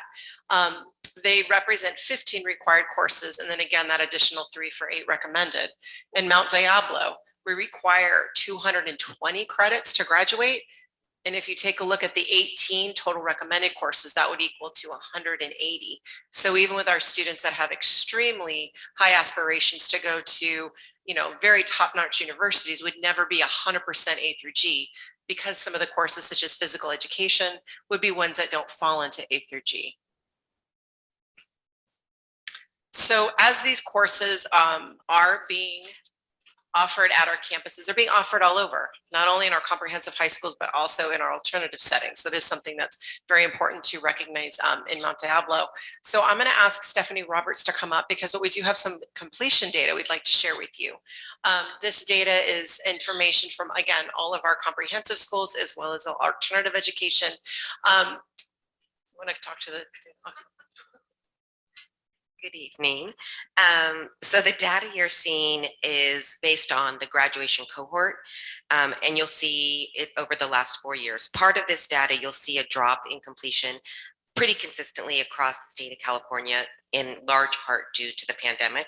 And the data was pulled from the spring of 2020 and all of last year. Fortunately, as Jen has shared, we have some resources to help. So I think it's a perfect opportunity for us to reassess how many students are meeting the A to G completion. What can we do to increase the understanding of what A to G means, not only just for our students, but our parents, and then reaching down even to our middle schools, 8th grade students, so before they even enter high school. So we went through a process working with our college and career advisors, our counselors, gathering some information about if we had some money, what what do we think could really make a difference, and using our data points to kind of guide that growth. So attached to the board doc, you'll see the draft actual grant application and then the data. So as you'll see, we're pretty consistent. The last column is considering all of our high school graduations. The data is a little weird, but the columns 1, 2, 3, and 4 all came from the dashboard and the CDE college and career measures. Next slide. Oh, thank you. Very tiny, so I'll put on my glasses as well. As Jen has shared, we have the funding, which is a little, almost close to 1.5 million. It's over the next 4 years. So we're trying to be thoughtful about how to stretch that money longer. You will see that we are proposing to, as we shared, use different funding to pay for the college and career advisors. That would be for all of their salaries for next year and half of the next year, because we're looking at some other more sustainable funding, grant funding that would support that. We also really see a huge need for doing some student and parent workshops for everybody to get a better understanding of what we mean. Oftentimes we talk to parents and they'll say, well, my child has their high school diploma. Why can't they go to college? And we think, gosh, where do we go wrong? We need to do a better job of informing our communities. In addition, just providing overall PD for our educators around A to G, regardless of level. We're really increasing the knowledge of all of our counselors, regardless of them working at secondary versus elementary. And then creating, increasing the number of courses, just as Dr. Fontanella shared, increasing how many classes, A to G classes we currently have, and how many could we increase over the next 4 years.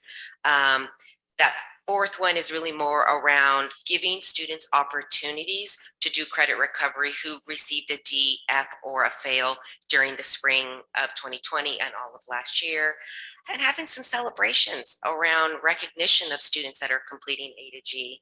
And then lastly, our virtual academy does not have any high school registrar. And so we're really needing to create some systems and support to ensure that their transcripts are being reviewed, that they're on track. And that is a partial funding over the next 4 years for that position. As Jen shared, this is for information, so we're open to any questions and input. We can still adjust and draft. We just needed to bring it to you for your thoughts, and we're happy to make any changes if needed. One thing just to add, if there are community members listening, a student can pass an A through G course, but it doesn't mean that they're A through G eligible, and that has to do with the grade they received. So when we went through the pandemic and students were earning pass, fail, credit, no credit, and all of that, it was very hard to determine. And that's why we had such an anomaly with our percentages, because as the colleges were being very flexible with the school district, that was also very difficult to determine. Was it a simple pass? Because our graduation rate being, at some of the sites, 95, 96%, but A through G is much lower. Could be because we've got a lot of students that unfortunately have just kind of graduated with maybe D's in some of these classes. So that is also something we want to make sure that our community is aware of as we have our students enrolled in these classes, that we really want to make sure they get the supports they needed to get a passing eligibility grade, which would be a C. Thank you. And then I just had a comment for the student workshops. I know a lot of students, like me in particular, like I have great extracurriculars and whatnot, but I didn't take hard enough classes to get into like the schools that are like I really wanted to go to. So in a sense, like I think we need to do a better job as a district, really helping freshmen know what classes to take their following years of high school. And even because I know freshman year you can't really take AP classes, but I know sophomore year you can start doing like the pre-honors and whatnot. So we really need to help students out in this district with that. I really appreciate you saying that, because I think one of the things is when you first start ninth grade and you're picking those classes for ninth grade, it's really ideal if you kind of lay out a 4-year plan. Even if it changes over time, you have some idea how you're going to meet all the requirements of anything that you might want to do, whether it's a career pathway, whether it's the A through G or both. So I like that in the grant itself, you have the measurements from the California dashboard, the college career indicator, completing at least one CTE pathway, and then also the completing A through G requirements. Those are definitely areas I think we need to be carefully monitoring and improving anyway. So the fact that it's one of the measurements that you're going to use as an indicator on the grant, I think is really great. Questions or input? I look forward to the work should the board approve this. I'm sure that I want to be confident that it will be approved. And I'm pleased to see the professional development in there to improve the A to G completion rate.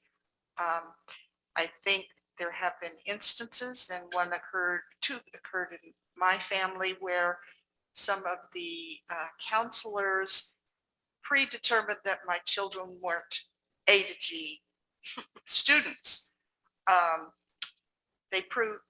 Those counselors were proven wrong, but it was probably because we have a mom and a dad in my household that said, you're going to work for this, and they stepped up to the plate. But my concern is, how many other times did that happen to other students who had potential to achieve and needed that encouragement? So the professional development for everyone will be important around that, not just informing families, but our staff as well. Thank you. If I can, just to, I want to just respond to the board is that, our goal is that we want to help students get wherever it is that they want to go to. So again, if we're as an organization sitting down with a student and saying, what is it that you want to achieve? And if it is going to UC Berkeley or a top school, then we have to lay out that pathway and let them know that this is obtainable, and not have a situation like the two situations that Trustee Mayo shared and that Trustee Fowler shared. However, one thing that I want to be very clear about is although within this plan we have key people identified, this has to be everybody. It can't just be the college and career counselor who talks about students going, what they want to do with college and career. It has to be our teachers, it has to be our office staff, it has to be our yard supervisors.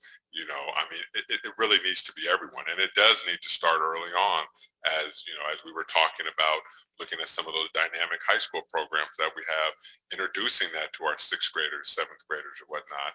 And again, I'm not saying that college is the only way to go. If you want to go into the trades, this is what you have to do in order to get to the trades. And here go your experiences. And you may want to go to a Concord High School who has a great trades program rather than at one of the other schools. Now, hopefully we can have something at all of our schools, but I think as we painfully learned this year around our budget, we can't do everything.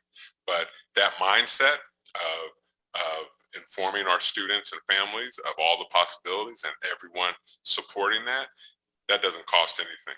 We all can do that. So anyway, I'm not on some high horse or anything, but this is the only way it's going to get done. You can't just say, this is this person's job to ensure kids are going to college or kids are going into the trades or whatnot. It has to be a unified approach.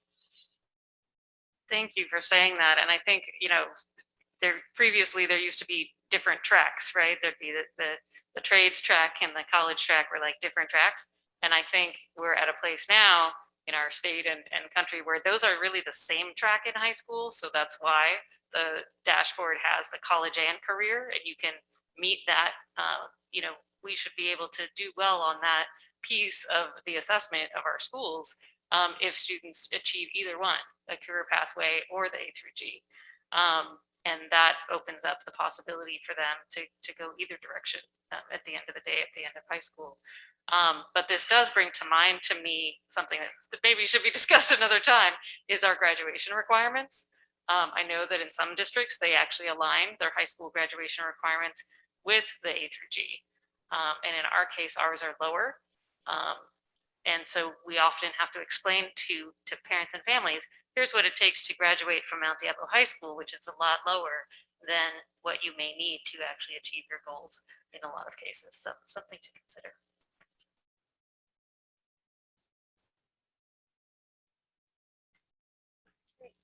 That was for information. So now we'll go to review and potential approval of appointment of summer school administrators. We have Mr. Sheehy to present this item. Yeah, so we have in front of you tonight a list of administrators that we would like for your review and potential approval for all our summer school sites.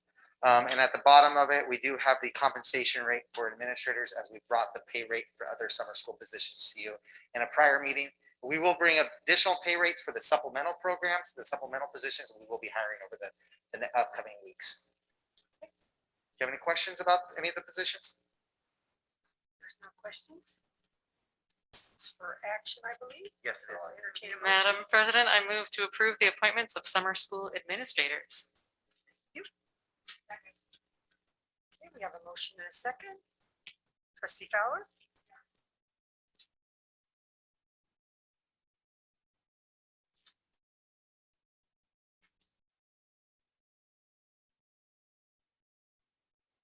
Passes 5-0 with the permit for our student. Okay. 19.3, review and potential approval to revision to the temporary increased clerical substitutes at school sites hourly rate of pay. Okay, Good evening, board members. This is just coming back to you with a slight alteration of a few cents after the $25.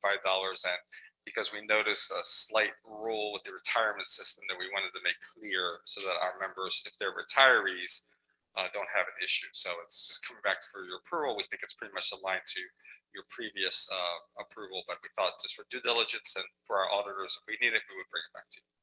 thank you. Yep. Questions? I'll entertain a motion. I move that we approve the revision to the temporary increased clerical substitutes at school sites hourly. Second? Thank you. Okay, trustee Fowler? Yes.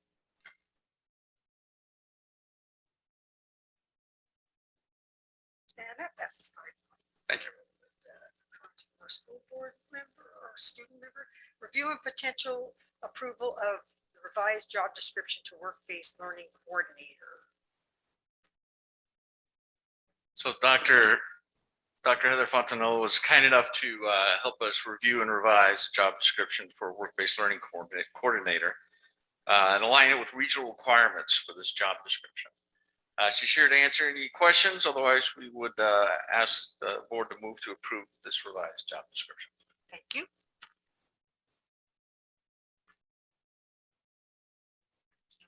I'll entertain a motion. Madam President, I'll move that the board approve the revised job description for the work-based learning coordinator. Second. Trustee Fowler? Yes.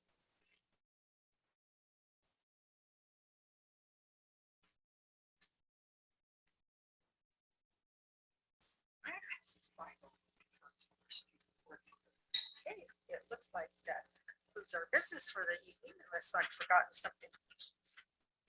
Okay, we are adjourned. Thank you.